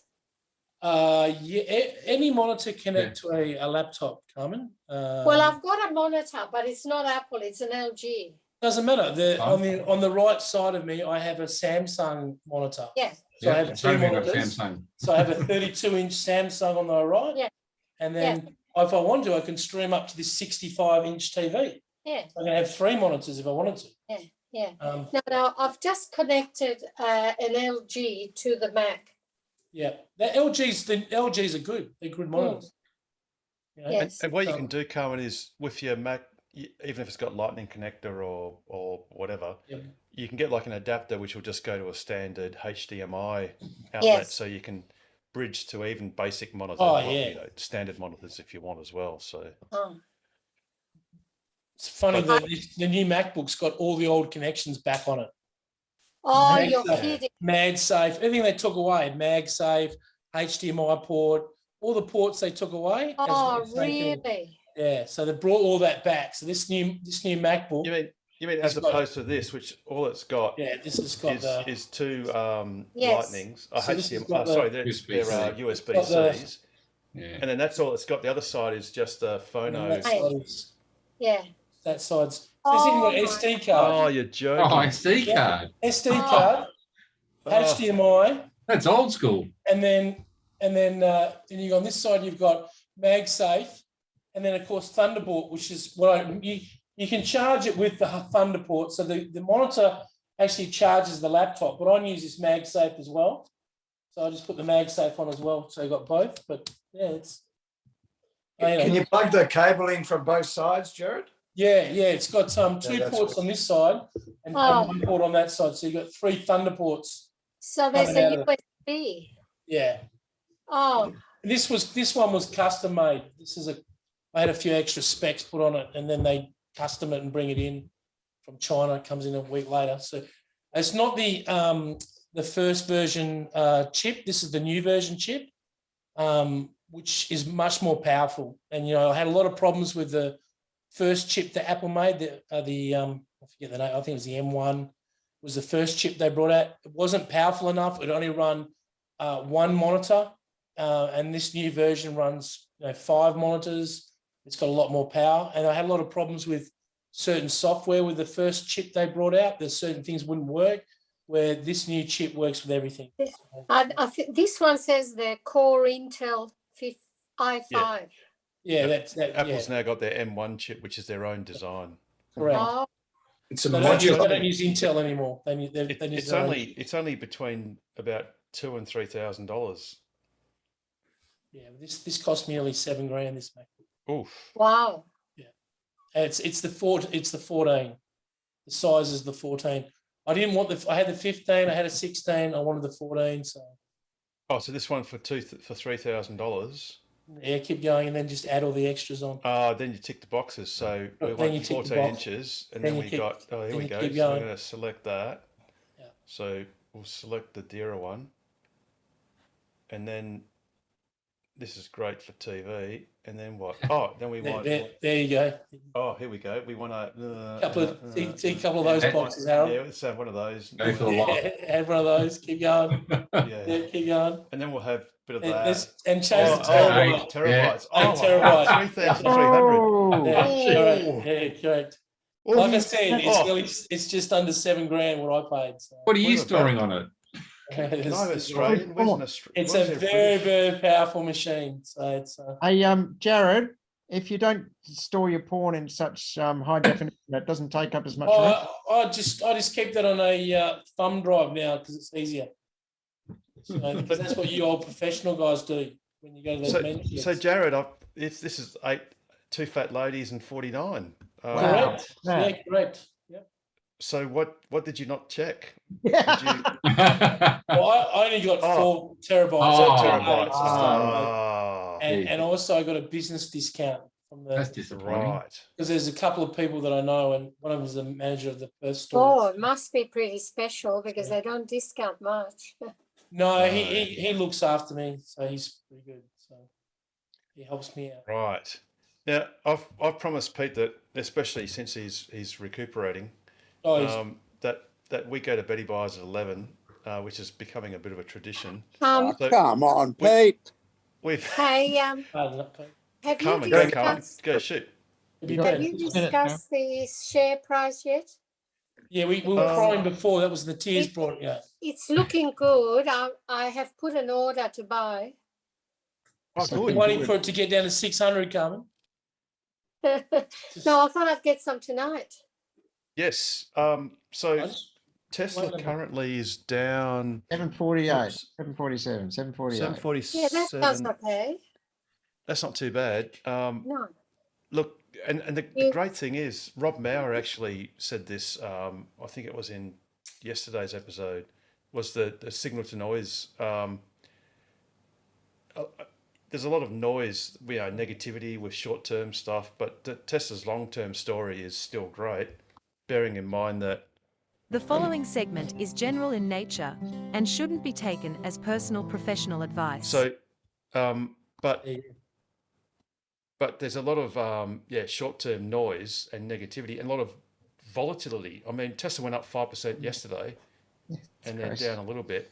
And they went down 5%, up 5%. That's what it is. Not It's to awesome mention if you- the 8 and 10% moves. Yeah, there you go. So So we it's- should, So Carmen, there's a timing. well-known promoter called Paul Dainty. You heard of him? Paul Dainty presents.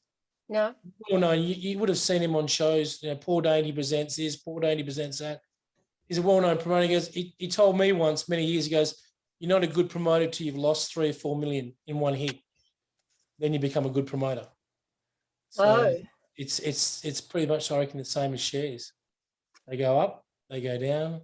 yes, You got to keep on the roller coaster till they. that's But right. not Well, just well, one bit of advice that I'm happy to give is if you're going to don't put your order in at $692.40 because there would be just too many people there. So just put it at $692.41. You can front run. You can front run all the others. And you don't pick the easy numbers like 700 or even the 10s. Really? Well, because 700 is a point of resistance or support. Yeah, So 700 It's just a round number, so leave it on. it's a round number. You always got to pick something just like pick 701. oh, because okay. because I actually did say 700. no So- no this actually is personal advice, but it's only as a form of game theory. Yes, It just makes sense that because 700 is a round number, yes, there'll be a lot of It's automatic buy automatic, yes. orders or sell orders. Oh, sorry, buy orders at 700. You just got to be Yes. just above it. And Tesla's done that quite often, where it's you've noticed it hit even on intraday.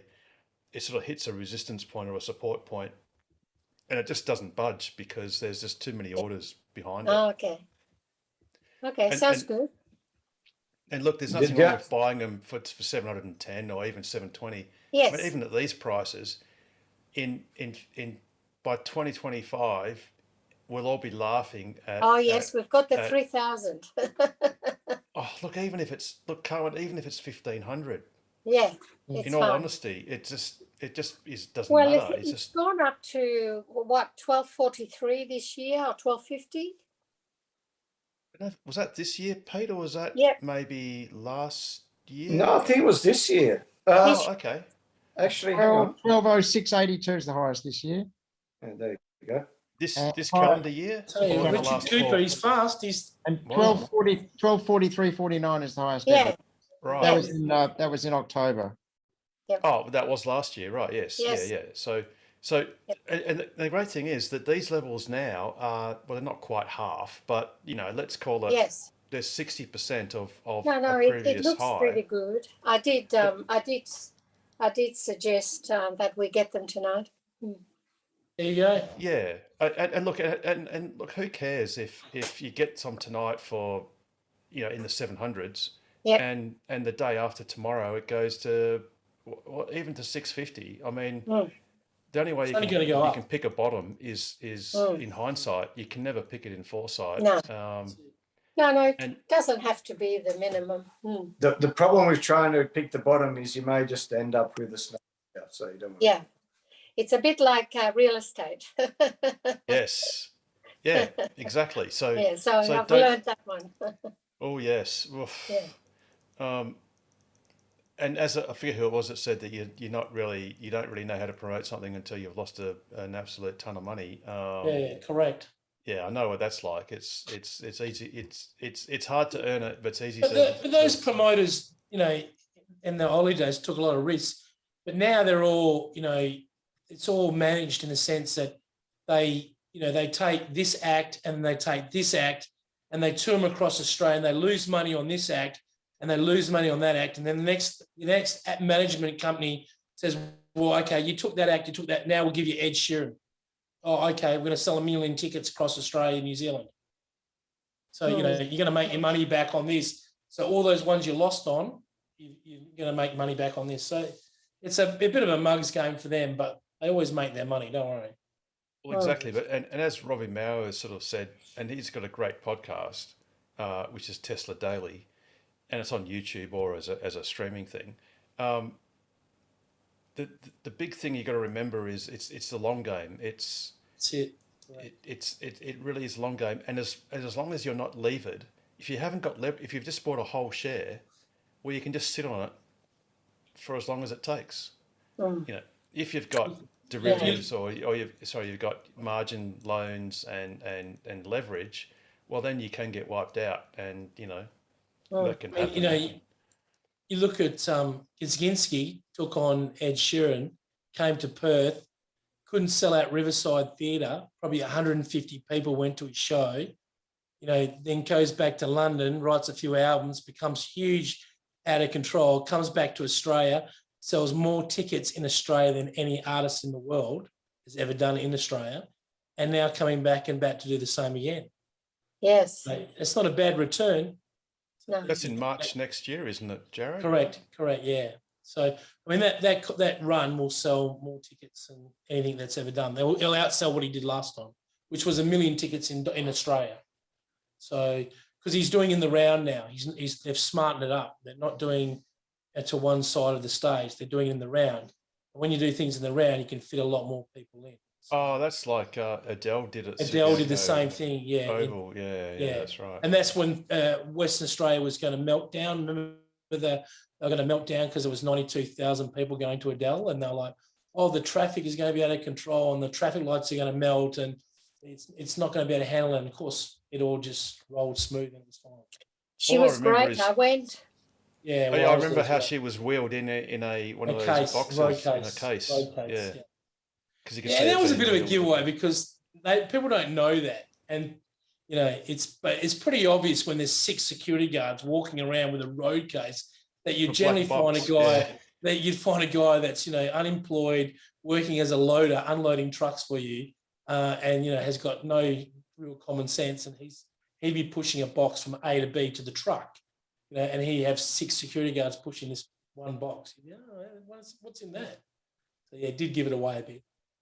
Yeah, they're doing the same. Ed Sheeran is playing in the round, and therefore he can sell more tickets and fit more people in. And yeah, that's what they're doing. Yep, everyone's got front row seats. Everyone's got front row seats, and it's big money. So, Cold Chisel did that ages ago with Ringside. Sorry? Cold Chisel did it ages ago with Ringside. Yeah. Oh, they've been doing it for years. The only thing better than that is ABBA's hologram. U2's the Spider was probably the best one in the round. That was really, and Bono actually designed that. He actually drew it on a coaster in a bar in Germany. Actually drew the Spider thing. He wanted to do it in the round, but he wanted it not to be interfered with production. So he didn't want anything to bother people's viewing point. So they designed this Spider factor. And had them made in Germany and built 4 of them. And then leapfrogged them around the world, ended up selling them. One got sold in Sydney at the end of the tour, but So they can make lots more money when they're in the round, that's for sure. Mm-hmm. Cool. All right, well, we're getting into the wind-up. Before we do go, I want to thank everyone in YouTube land for watching patiently. If they're sort of people with short attention spans like Damon, who watches us in half-hour slots, that's good too. Thanks, Damon, for watching. Big shout out to Ashley. Thank you for watching. Chris, Joseph, and many others. Obviously, if you do enjoy us on YouTube, or even if you detest us but can't stop watching, please do like and subscribe and hit the notification bell and share it. Tell your friends. About this. We're obviously here to, do a bit of lighthearted commentary about Tesla stuff and sometimes not Tesla stuff, but also just to spread the word at just how awesome these cars really are. you know, and that's a good thing to do. Last drinks, as far as any last comments or whatever. Yeah, before I've we got do one more go? question, man. I've been trying to get in, Harold. Go, Damon. Sorry, go. Right Shoot. side vent, the passenger side aircon vent. Can I bypass the sensor in that seat? Will that create any problems? Because I mean, does it really matter if the car knows? No, that you d- someone- yes, no, you Think of can't it- because Like even with my old Commodore, it's like 40 years old, I can turn them vents off. No, Damon, it won't so, work. So, Damon, you There's only one can't disable the seat sensor No, it- because that is fundamental to the performance of the airbag system. So that's critical to the Right, airbag. so I'm up with it. And Damon, So- it's also irrelevant because there's only one plenum chamber that you it's all pressurized. There's no left. Yeah, no, area, what we had it all. I noticed that. Good point, Richard. so it's impossible. Just a bit So, of tape for the vent. mate. I just Stuff Yeah. some rag. No, Just- no, not tape the miss up. The Minister of Finance, should I say, stuff some No. rags in. Well, I recommend you only ever do that if it's consensual and whatever. But you can use the That's gas. another YouTube channel, Harold. That's another YouTube Oh, channel. another YouTube channel. that one. But you can put something like this on the vents. Look, it, Right, it might so end just up being a get Model software. S where, like, it's got vents that you can actually close them off. Yeah. Look, it Or a might be Model X. something that comes with software demo. So eventually there'll be a software release, a firmware, or software release that will have that feature of just turning off the vents at will. It's You just a can matter do of- it for the I can't see revamp. that happening. As Richard said, it's one system through the whole dash. So Not possible. no software is, unless it's mechanically or divided in some way. Richard's right that you'll never be able to turn that off. So you going to say something, Pete, to that? Oh, no. So, Sorry, Pete. now what Damo has said sort of trumps that. But no, I was just saying, well, at the moment you can turn the rear vents on and off. Different, yeah. But yeah, it's a completely different vent. Yeah. I can't sit her in the back, Pete. Then she'll feel like bloody the Queen. Hey, there's Throwing nothing wrong. Daisy. There's Getting nothing chauffeured wrong. around everywhere. Well, there's nothing wrong with that, Damo. You know. All right. Good night, everyone. Good night, Damo. Take Good care, mate. night. Yeah, mate. All right. On that note, I think we will wrap it up because we've got nothing pressing. Unless anyone got anything pressing for now? Or Oh, we'll- just waiting for Richard Chapman to finish the dishes. And I was very upset that we couldn't find out what sandwiches Joe was making tonight. Oh yes, well Joe came and went, but that's okay. That's perfectly cool. All right. On that note, I think we might do our traditional close, which I'll throw to Pete in the first instance, and then I'll follow through. So Pete, in your delicate condition, how would you suggest that we should close out this show, or what is your suggestion? A lot of Glen 20. As always, stay safe, stay sustainable, stay ahead of the curve. And for Pete, On we your definitely know face. he is well and truly ahead of the curve. But the best way to do that is buy a Tesla, join Tokwa, and ask us anything about accelerating the world's transition to sustainable energy. On that Very note, good. Beautiful. good night, everyone. Stay Night. safe. Good night. Good night. No. Get well, Pete, and we'll see you next week You on get Ask well, Us Pete. Anything. Rest, Thanks, rest guys. and Good night. recover. Good night. Tell people. Take Bye, everyone. care. Get See better, ya. see, mate.